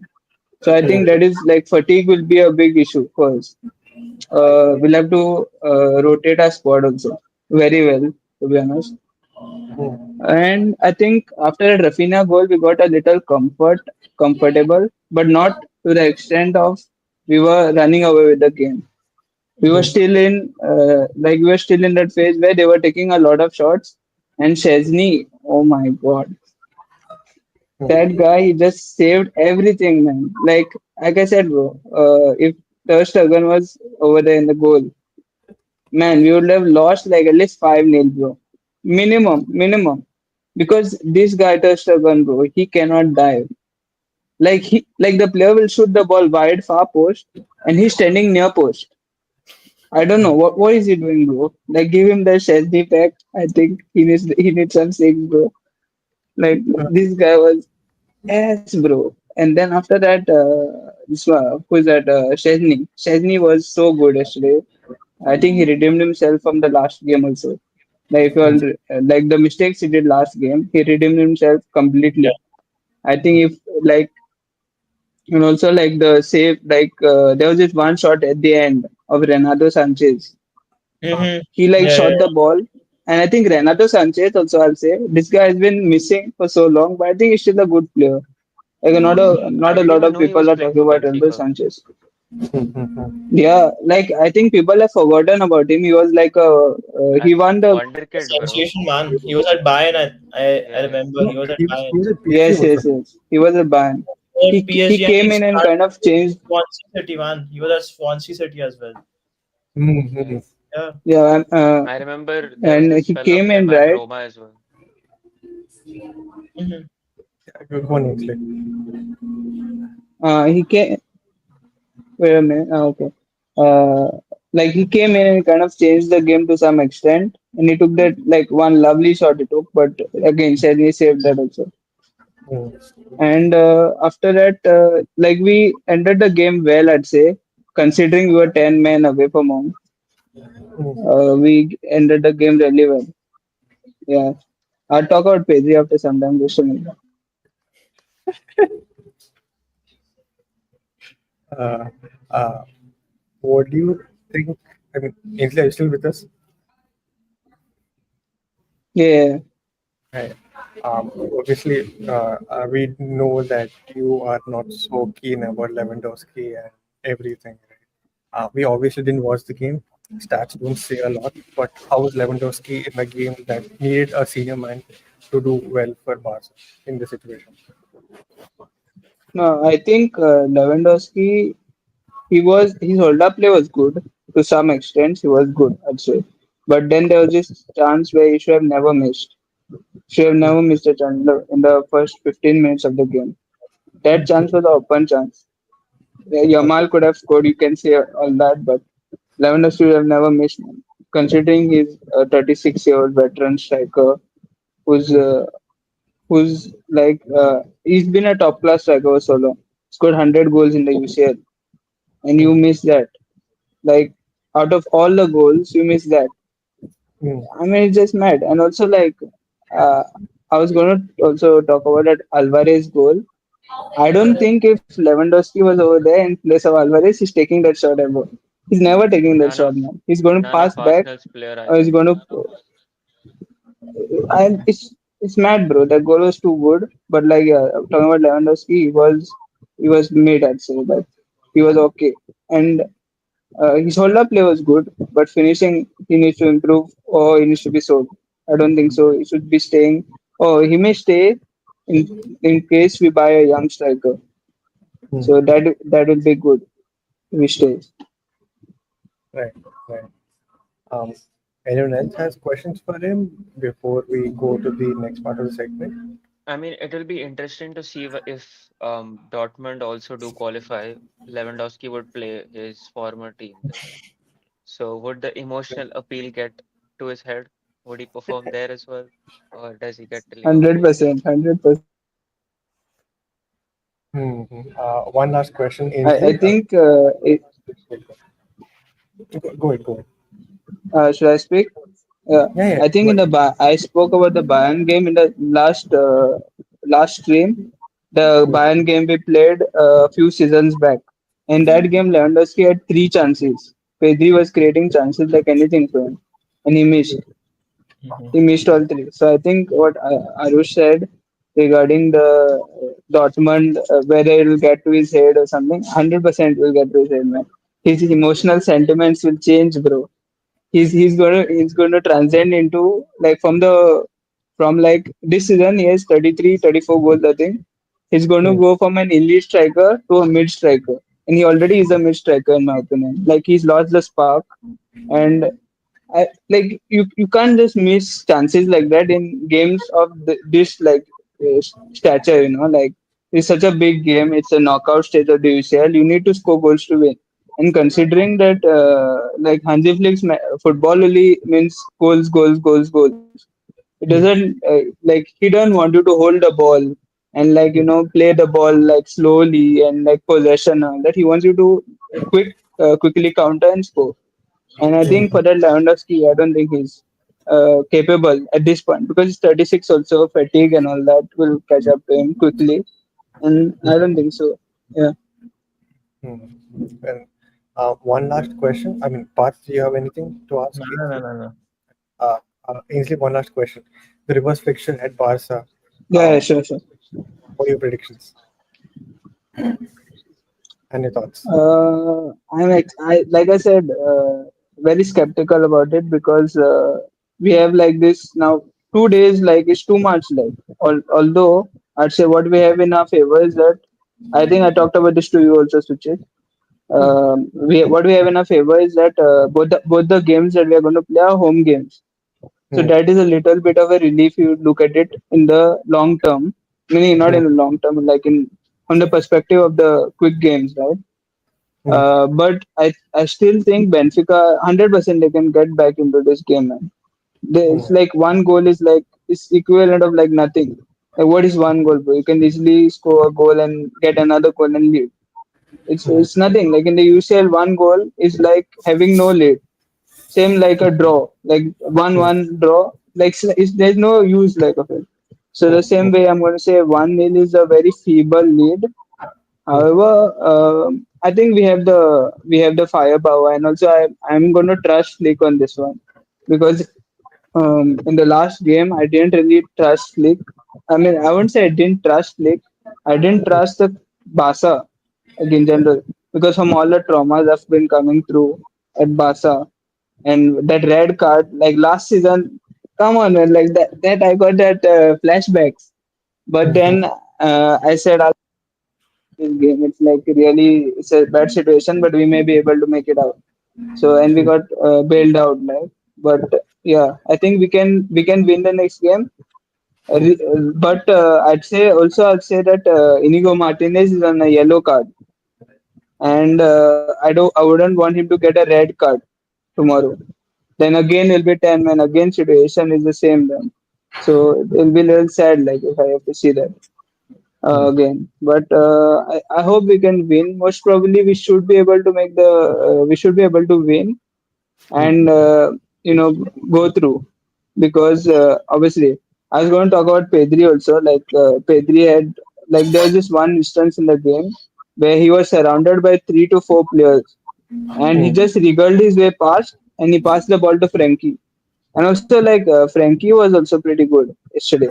I don't know how many people noticed, but he was also pretty good. He was very calm on the ball. He was holding the ball well, and he played the ball well from the back actually. Considering Frankie De Jong's natural progression is that he starts like a centre back, like a third centre back. He plays in the game. If you all have watched the games.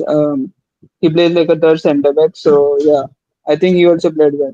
But I think in the game we should be able to win, like at least a 2 goal, 2-1. I think 2-1, Reverse fixture 2-1. Fair, a 2-1. I think. fair enough. Yeah. Thank you so much, Ingrid, for coming on the stream. We'll definitely get back to you for the UCL roundup. But yeah, thank you so much regarding the Barca side of things because none of us were able to watch as closely Yeah. as possible because of other fixtures and a lot of drama happening. But yeah, thank you so much and see you soon. I hope you keep watching this stream while Yeah. we continue regarding the next segment. Okay, which brings us to the second last segment. That was, I hope people are ready because so much went uh, against norms. That was this one. The Liverpool, I mean, the PSG versus Liverpool game. Man of the match, Allison, probably he had one of the greatest uh, goalkeeping performances. I think you could probably say like how Courtois was against Madrid 1 or 2 seasons back in the final. Probably better than that, but It was better. Yeah, yeah. Mhm. I mean, I haven't seen the prime of Buffon, Casillas, and the rest, but when it comes to the greats of this current modern football, I would say the list comprises of Manuel Neuer without a doubt, Thibaut Courtois, and this guy, Alisson. Man, he has been the best goalkeeper in the Premier League for a number of years now. True. And he does have some moments where he loses the balls and he concedes cheap goals, but when it comes to being clutch, in my opinion, he's the best goalkeeper I've seen. True, true. So yeah, Speaking of I clutch, remember when he scored that header to send against Liverpool West Brom. Yeah, Liverpool into the top four position, yeah, bro? I was like, finally, I'm going to see Liverpool in the Europa. But my God. he is the best goalkeeper I've seen in the Premier League in a long, long time. Mm-hmm. I think that debate for the top goalkeeper is always debatable, but I yeah. I don't even know how Ederson was even getting into conversations of being compared with Alisson, man. And that Um, there was one point where It's people were it's not related to comparing. short stopping with him. Yeah, but Edison's conversations are not short stopping wise, hmm, hmm. distribution wise. it's a goalkeeper, man. You're meant to I save mean, shots. if a goalkeeper can give you assists and give you passes that reflect to a team's Yeah, but possession, then I think Alisson both teams have their own talents. Alisson is a very good distributor of the ball and an elite shot stopper. He Hmm. is the perfect No goalkeeper doubt, I'd want. Yeah. no True, doubt. true. I would take in a team. If I were to build a team, I would definitely take Allison over Edison, in my opinion. Like I know Edison is very good with his feet, but the primary thing is to Yeah. stop the ball. Like, if you look at the situation at United, Onana supposedly good with his feet, but none of his balls go to his players. Is he good Yeah. at short At stop? Man, I can't with Onana. He was signed to be a ball playing goalkeeper, and I haven't seen him playing the defense or contributing in the build up once. That True, true. But anyways, coming back to this point, to yeah. this game, um, I can say a lot of things. I've said a lot of things, but I'll actually leave it to you guys. Like, what do you guys think about this game? Yeah, Arush, what do you I think? think PSG had them on crack from minute one. The intensity that they had throughout the game was had slot reflecting to only a transition-based football, which was again counter-pressed and won way too easily because players like Diego Jota and Luis Diaz were very wasteful with the actions that they had. Hmm. And I mean, apart from PSG's wingers shining, I think their midfield was very, very good. Hmm. And it's not only Joao Neves, to be honest, Vitina. Vitina was actually Wow. crazy playing as a defensive midfielder there. Hmm. He recycled possession, played those passes, ran ahead with the ball, and I think um, I mean, not only him, but alongside Fabian Ruiz, they had quite a lot to which progressed through the wider areas, and they effortlessly switched between their front three, which was Barcola, Kavara, and also Depth. Dembele. Hmm. So, I mean, Kavara had scored a goal in the first half. His heel was offside, which was a very good goal. Hmm. Yeah. Um, so I think.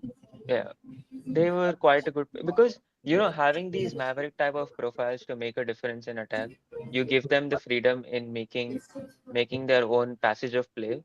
I think Hmm. that is a very key concept to which Enrique is building. And Hmm. I brought it up earlier, and I don't think that a target man profile at 9 would have made a big difference to this game. It Hmm. just on another day they get the better of Liverpool by at least a 2 to 3 goal deficit Yeah, because easily. Liverpool, I think they got the lineup wrong. And again, Gravenberch was found out. He couldn't make a difference to the game. Hmm. So was any other player in the team, to be honest. And one of the major factors, again, was the player who's carrying Liverpool this season, that is Hmm. Salah. Salah. He was completely mitigated from in position, out of position.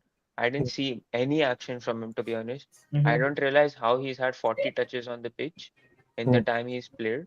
But Mendes exactly knew when to go aggressive to him, Hmm. when to stay put.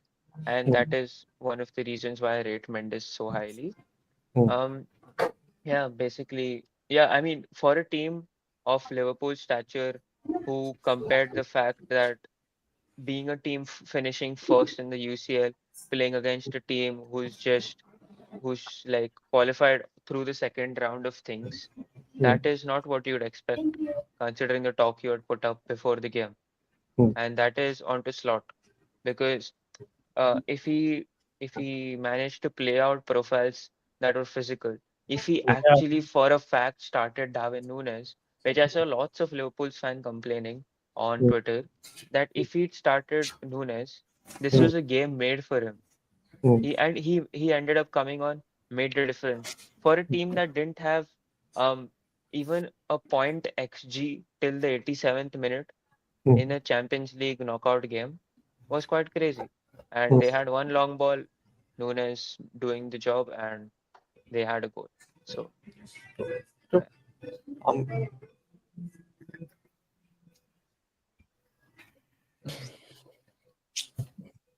Now,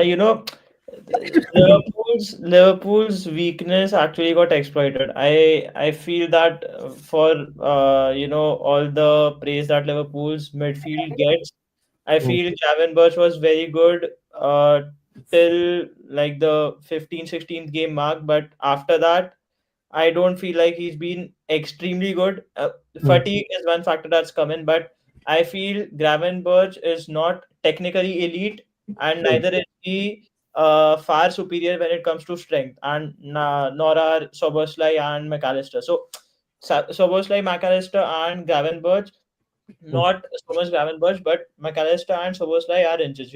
They can go up and down the pitch. But Hmm. when it came to PSG, in my opinion, the only way to go past Liverpool is physical imposition or superior technicality in the attacking positions and an aggressive press. So PSG were aggressive in their press from the get-go.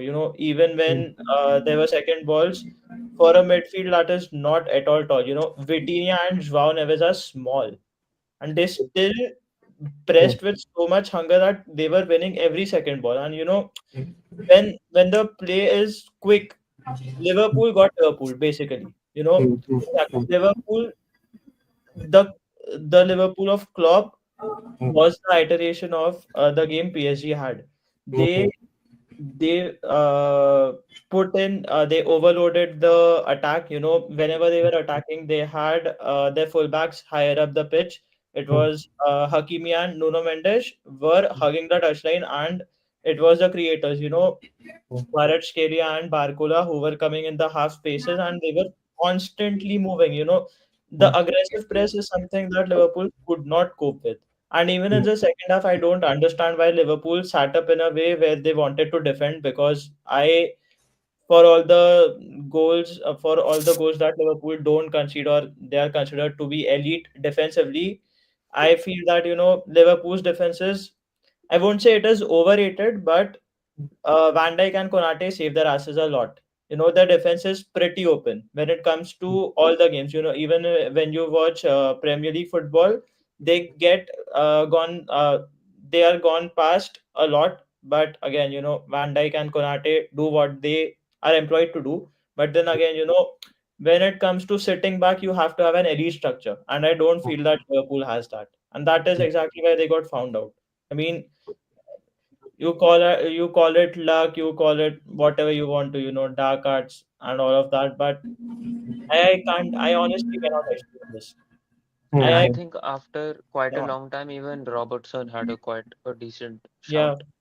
shout last year. And when it comes to Trent, man, I feel that again, people on the internet are saying Trent had a very good game defensively. He did what a right back should do. I mean, he did not do anything out of the ordinary, but the thing is, with Trent, everything is, if he is able to defend an action, he is having a good performance. So the bar for him is pretty low when it comes to defending, but still, he was rinsed, man. Barcola had the better of him easily, and even Nuno Mendes. But again, Allison, incredible. And even with the shot stopping is not what impressed me the most. It was the parrying of the shots. You know, most keepers save it and they put it right in front of some other attacker on the rebound. But with Allison, all his parries were away from the attackers, and that is why the lack of a target center forward would not have made a difference, because he would not have latched onto those balls. So again, Slot, uh, very good, the best manager in the world. What can I say? Let's take in few comments. It's been a long day. Yeah. Liverpool is too lucky this season. For Fair opinion for about it. all the results that have gone against them, losing the title to City with a Villa capitulation, that was one incredibly unlucky thing to happen to them. And then the Champions League final, losing Salah against Madrid, and even leading up to it, man, they've got 97 points and they've not won the league. I'm not saying that they haven't been lucky this season, but they have been unlucky in the past, man. I think universe finds a way to balance things out. If they are lucky this season, they have been unlucky in other seasons. So yeah, Very it is what it surprising is. to see Parth come to this Yeah, conclusion. yeah, exactly. Like, Parth, do let us know, like, what have you been doing in Germany? Like, is it like yoga? Is it been enlightenment? Or is it the Nazis playing an effect? Hey, hello, Arush. Hey, Arush. No, I mean, the everything that I see about Liverpool is how lucky they are, man. I mean, come on, get over it. I get it, they've been lucky this season, but you cannot accredit everything to luck. I'm sorry. Really? That is lame. See, the only time I think they were unlucky was this result kind of reminded me of that Forest game. Remember when Forest won at Anfield? Yeah. Liverpool dominated the entire game, and then out of nowhere, Forest came and scored and won the game. Right? Did somebody point this out? No. No? Okay. Uh, uh, I'm just saying this is an average Arsenal game. We dominate every team and still lose games. Actually, this is Yeah, literally the Inter game, bro. Inter didn't do shit the whole game. exactly. Yeah, Exactly. yeah, yeah. I mean, see, I'm not saying that they haven't been lucky. They have been lucky, and their fans know that. But Hmm. I mean, they've suffered over the years, man. I mean, Oh, really, Parth? Oh, really? The what about Arsenal when we didn't have a striker when Ozil was almost hitting 20 assists? Like, what happened that time? What happened to the season where, like we were supposed to win the title, but due to some refereeing issues, we didn't get to win the title? Like, what yeah, about all the injuries but that happened? this is not about Arsenal, is it? This is about Liverpool. I'm again. I would be crucified for this opinion, but I will still say that Arsenal is a better team than Liverpool, and Mikel Arteta is a better manager than Arne Slot. Say, make what you want of it, but that is an opinion I am having. I will continue to have. That Hmm. that is not going to change. True, true. But you can't deny for the fact that how lucky they because like see in the Carabao Cup they were supposed to play Yeah, like how Anna says Isaac gets injured, Gordon is like suspended, and someone says even Lewis Hall is injured if I'm not wrong, and then somebody Lewis was out for the season.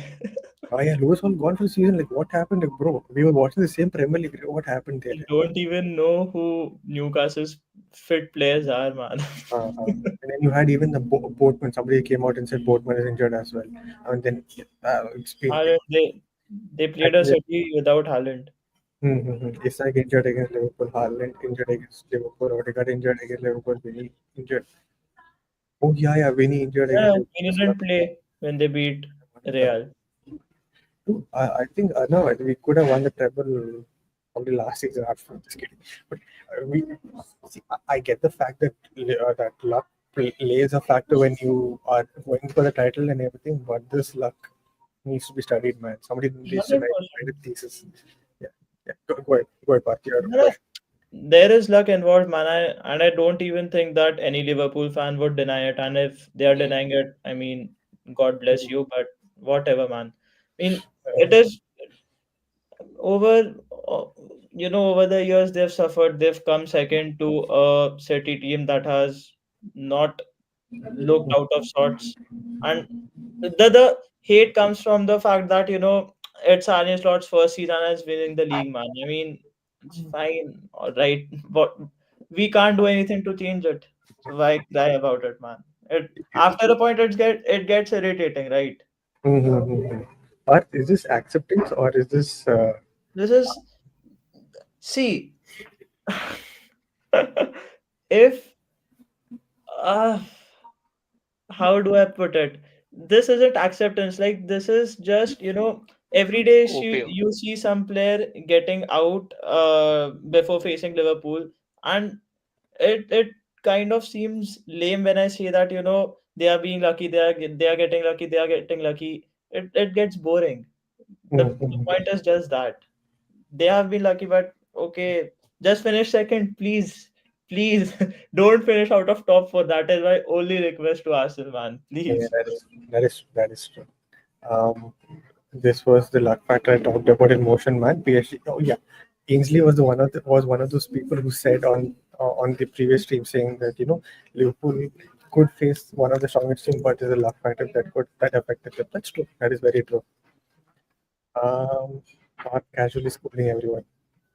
Now you have no idea the amount of tweets I have to go through on Twitter that say Liverpool is lucky, Liverpool don't face anyone good. I agree, but we can't say this every week, right? You guys have no idea how many tweets Parth has said regarding Liverpool being that lucky and finally came to this point, right? When I watched that PSG game, I submitted to the Almighty, man. I just started to laugh, man. I started to laugh. I was like, what? Agreed. Because after that game, I don't think anyone can say anything because whatever was supposed to happen normally didn't happen. I've never seen Liverpool such out of sorts, man. I Mhm. haven't seen Liverpool getting dominated the way they got dominated against PSG. I have not seen them. Mhm. Park being extremely humble. But there's another panelist who used to be a regular, but due to his college and fasting, he is not able to make up time. Fair play. But he messaged me saying, Sujit, I weirdly feel the laws, I mean, the laws of equality or balance or whatever it is, will balance out in the next game. There is still a factor that PSG need to go to Anfield and win, which Yeah. is highly possible. But since it is Anfield, that luck will also not luck. That fear factor is still there. That PSG could crumble against that team. Anfield, I'm telling you, man, this place is overrated, man. I have no idea what this notion of Anfield is in front of people, but I mean, it is football at the end of the day, man. A stadium cannot define whether you're winning or losing the game. I'm sorry. That's very vague to say, Parth. That's very weak. Fans make a lot of a difference to a Mhm. football game. And Look at Anfield Athletic. is built in an atmosphere that can make a difference, which is why Yeah. the cop and which is why any fan base in the world would agree that Anfield is the loudest, at Look least at It is. at the Athletic. home. I'm Look not at denying that, Athletic. but I can't say that, having the game at Anfield will be the reason PSG don't win. If PSG decide to turn up, they can, man. Obviously, but it is Ah, also the approach they take Yeah, because exactly. Yeah, yeah, an intimidating crowd can make a world of difference to you yeah. I on a agree. pitch. I agree. If you've played the game, you can see how certain boos that you mm, get while playing on a pitch can mm, actually affect your game. And that is the same with sledging in cricket. mm, Yeah. Both can make a big difference. mm. So I'd say Anfield is not overrated at all. I mean, You really need to experience a game on a stadium to realize what it makes of fans to the Mm, players mm. because it is quite a lot. fair enough, man. I'd agree. I might have gotten too far with it. Yeah, fair enough. Fair enough. But go back to yoga. Go back to balance. I've accepted everything the world had to, Working. in my face. Mm. After the 7-1 result, I was like, yes, anything is possible. That is why I'm not expecting anything out of Arsenal. Fair enough. Against United, I have no idea what's happening. We are not a very good team. United is so much better than us, man. Come on. One last point regarding the Liverpool game. This game, I know they're going to Anfield, but if PSG score early, Yeah. Liverpool can still win. But if PSG were to win, I think they need to score after the second half. I Hmm. think if they score early, the game is still in Liverpool's hand. If, 100%. because that's what happened. No, that's what didn't happen.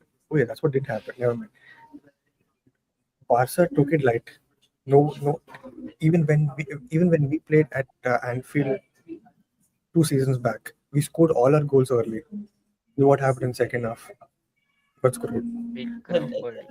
Fair enough. Okay. I get it, man. Yeah. I'm reminded of that Anfield game, the 2-all, man. I get it. I get it. Like imagine an Arsenal that went there. We rocked up Anfield in the first half. We were like the best team to go there, and then second half, Yeah, Kalas. I'm sorry, man. I'm I sorry, remember man. it was Easter day and I remember I watched the match from church and that even a miracle couldn't save us that day, bro. Uh, It was Fair enough, man. so fucking annoying. Excuse me for saying whatever I said about Anfield, man. Yeah, now that I'm reminded of that 2-all, man. The second half, man. Nah. Quarter 14. You are gonna be clipped into something. Uh, See, if Liverpool win at Anfield, watch me clip that thing and put it. You better hope that PSG win. Yeah, Yeah, disagree but with again, the game I won't say hangs in the balance, but it all depends on who gets the first goal, man. If PSG get it, the game's on. Ainsley, a Barca fan with Messi, with Dembele that rocked up. Yeah. Anyways, that's the UCL side of things. Um, the big game this weekend, not India versus New Zealand, but uh, Arsenal going to Old Trafford. See, I get that United are not in their best form nor in their best team, but going to Old Trafford, playing a top 16, United always turn up. They have somehow turned Top up against six. the traditional I top mean, six. one season of Arsenal not being there in the top six was crucified Man, I as never Leicester being in the top forgive them, six. man. I swear we finished eighth and they took us out of top six, man. Mm-hmm. Chelsea's finished 12th. United will be finishing outside of top 10, man. Come on, nah, nah, nah, nah, nah. Ainsley saying, but Dembele missing again. Runner goal. 100%. And Dembele didn't Barca's have his best game against Liverpool, to be honest, bro. Yeah, I mean, Dembele will never have a at times, have. man, at times he was very selfish. He was taking wayward shots, man. He was Yeah, he was shooting the from shots anywhere. were unnecessary. Yeah, exactly. Mhm. See, Anyways, United. yeah, United. the United game. Um, I think both of them are sort of in a balance of who's like the worst team. Obviously, United are in the worst condition because of their situation. Ineos, Amorim, Ten Hag, Rashford, Bruno, we do not know. Many situations. Arsenal without a striker, Arsenal without a firepower. I think it is written in stars for it to be a draw. I won't be surprised. Cheeto V. Martin 1-0 dagger.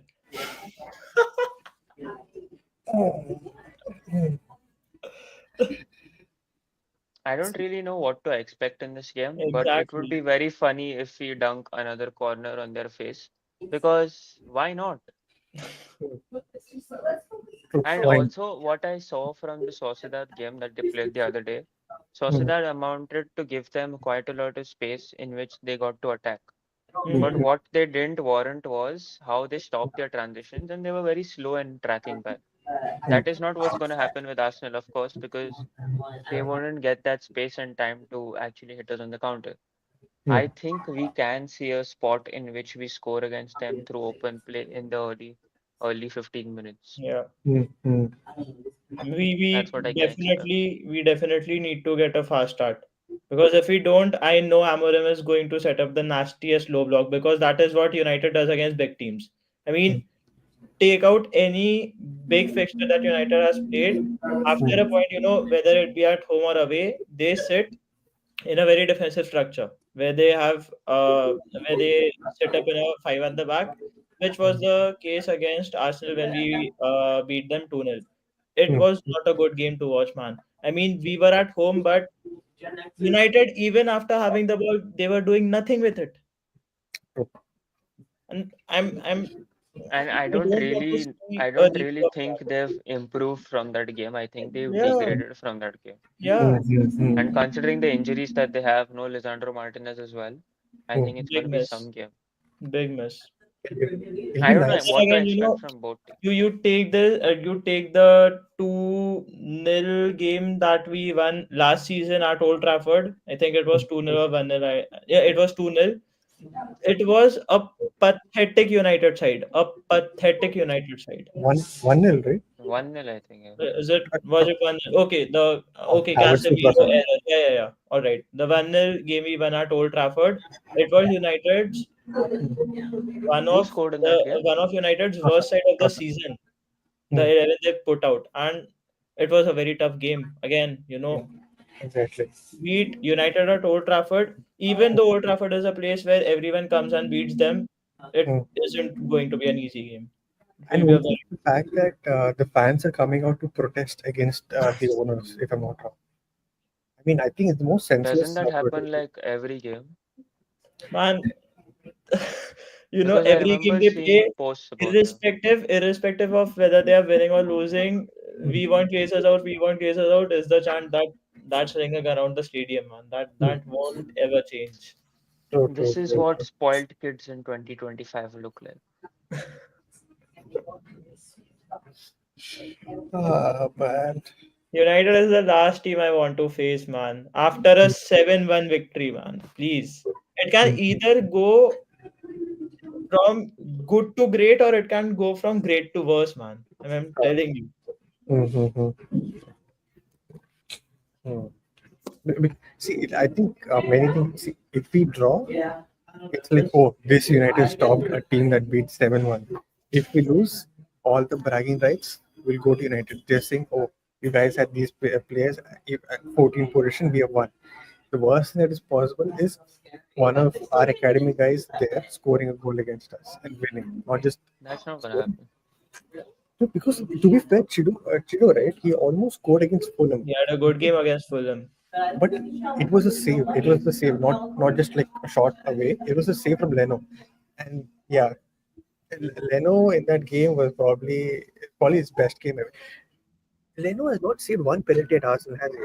Does anyone have the stat? No, right? Yeah, And he has suddenly he never goes there said. and saves two penalties. Like, bro, bro, we needed Not this. Leno, man. Come on. I love the guy though. Yeah, Yeah. true. Him and Tierney, I can never like hate on them. Like, no, And they play. Tierney, Aubameyang, and Leno are the reason we weren't battling relegation when we were in the trenches. Yeah, Very United this that when it is smashing United, if I'm saying 3-1.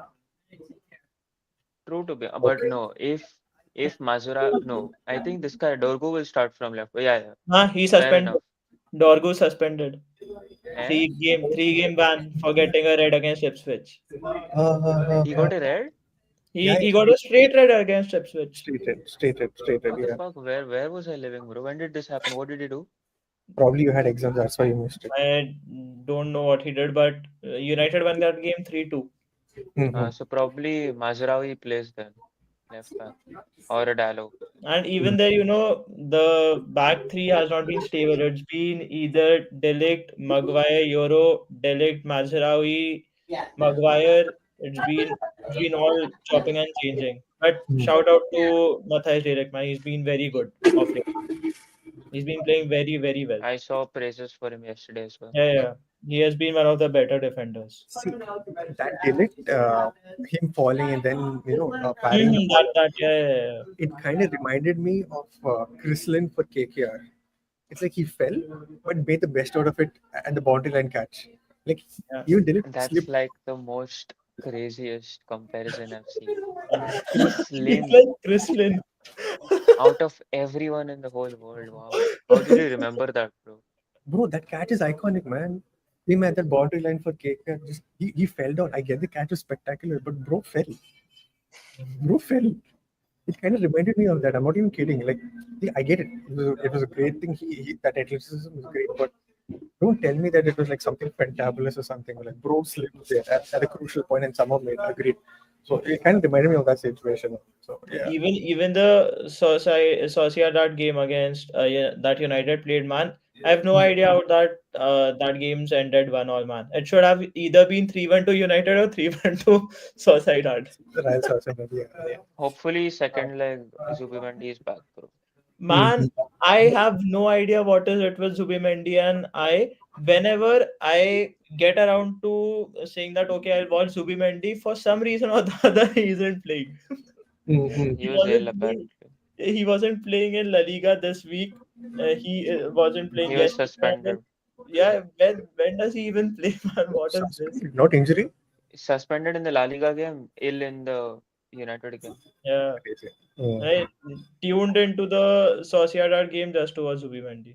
I think he makes a perfect Arsenal player. Injured, suspended. Fair enough. Yeah. Exactly. As soon as he's linked with Arsenal, Yep. he just Alas.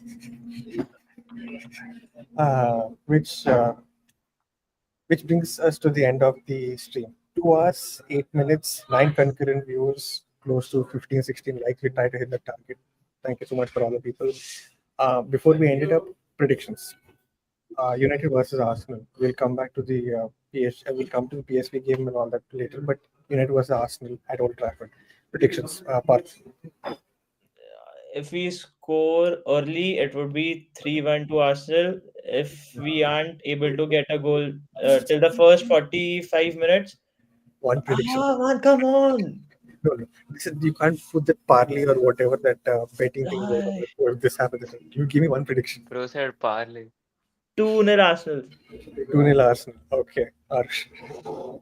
I think it's going to be a high scoring encounter. I wouldn't be surprised if we score 4 to 5 on them. My bold prediction, bro. My bold prediction. I really do think that. See, Man, I if was getting sacked. But again, this is due to us scoring in the first 15 minutes, like I pointed out. If that happens, I think we are gonna go on a haul. I agree. If we get that early goal, it could turn really ugly for United. But if it is hanging in the balance going into halftime, it will be a cagey game in the second half. Hmm. See, if Rajesh said 4-1-5-1, I'll agree to him. But Aru saying 4-1-5-1 is very. Bro, And it will be I damning, really man. do have a feeling. It will I be really do damning for have a feeling. United to lose at home with that scoreline, man. Mhm. Crazy. And Because that too Arsenal. it's safe to say we don't expect anything from both teams. Mm. Yeah, So I really wouldn't be surprised as to how we can I mean, get them and just score. just just give me a second place finish, man. I'd be happy because I'm not I'm not even lying, man. Nah, I'm not even lying. Ah, After the Forest game last week, I looked at the table and I was like, Forest is only 6 points behind us. And then I look at City, I'm like, they're only 7 points behind us. mhm, It, top four is secured, but I really do want to finish second, man. mhm. Not that it matters, but please, no. Please finish second, Arsenal. Uh, what I'm saying is clip my comment part.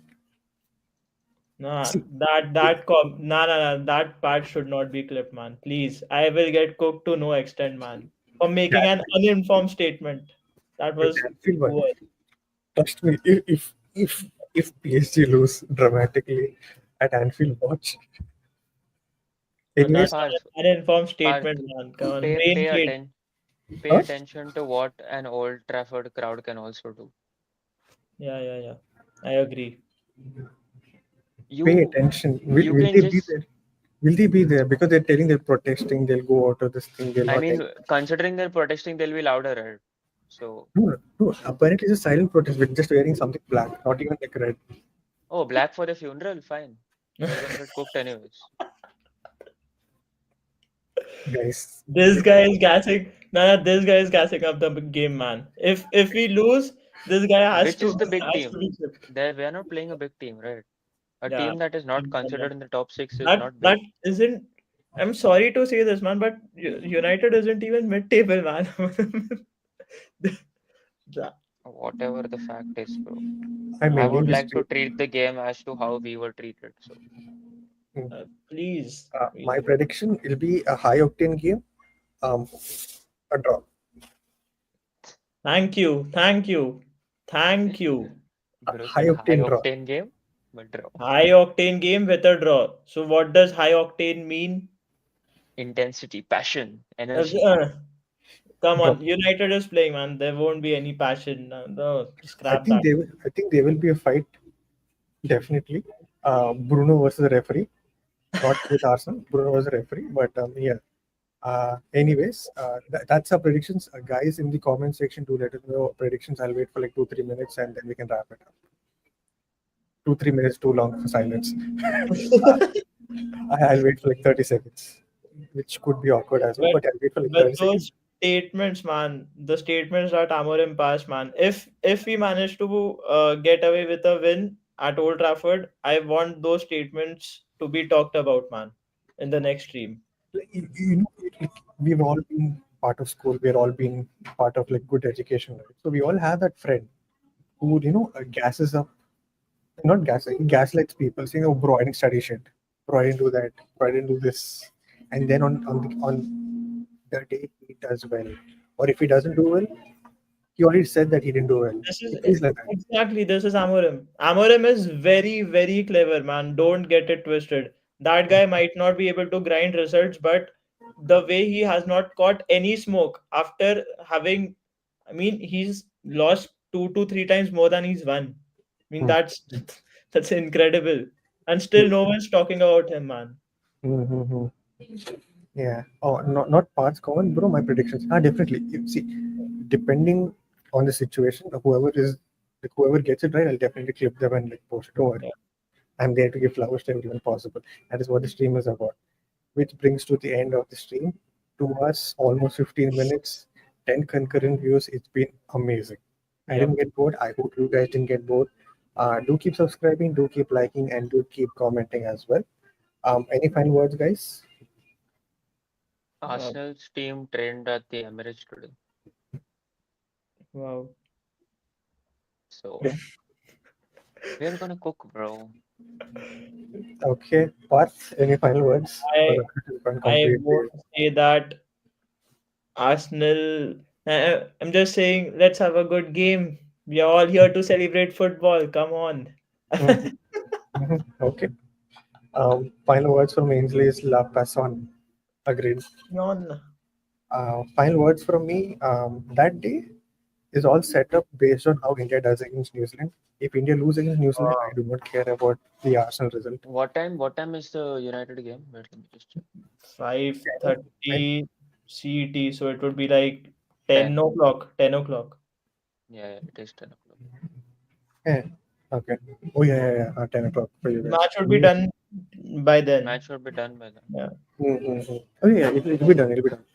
Because for me, it starts at 12. The Indian match starts at 1 o'clock, ends by like around like 8 something, 8 or 9, and right For after us, that, it's in India. It's 2:30 start and end by Yeah. 9:30. yeah, fair enough. I cancelled all my plans for Sunday, man. I'm just sitting at home and watching. Damn part, we get it, bro. You're in Germany, you have plans. We get it. No. And I had to tell my sister to not take me out anywhere, man. I was like, no, no, no. This shit, bro. No, no. Come on. Congratulations, part. Proud, patriotic moment for Parth living outside the country. Yeah, that too in German. Anyways, okay. Bye bye. Okay, for all the people out there, till say good morning, good evening, good night, wherever you are. Peace. Bye bye. Bye bye.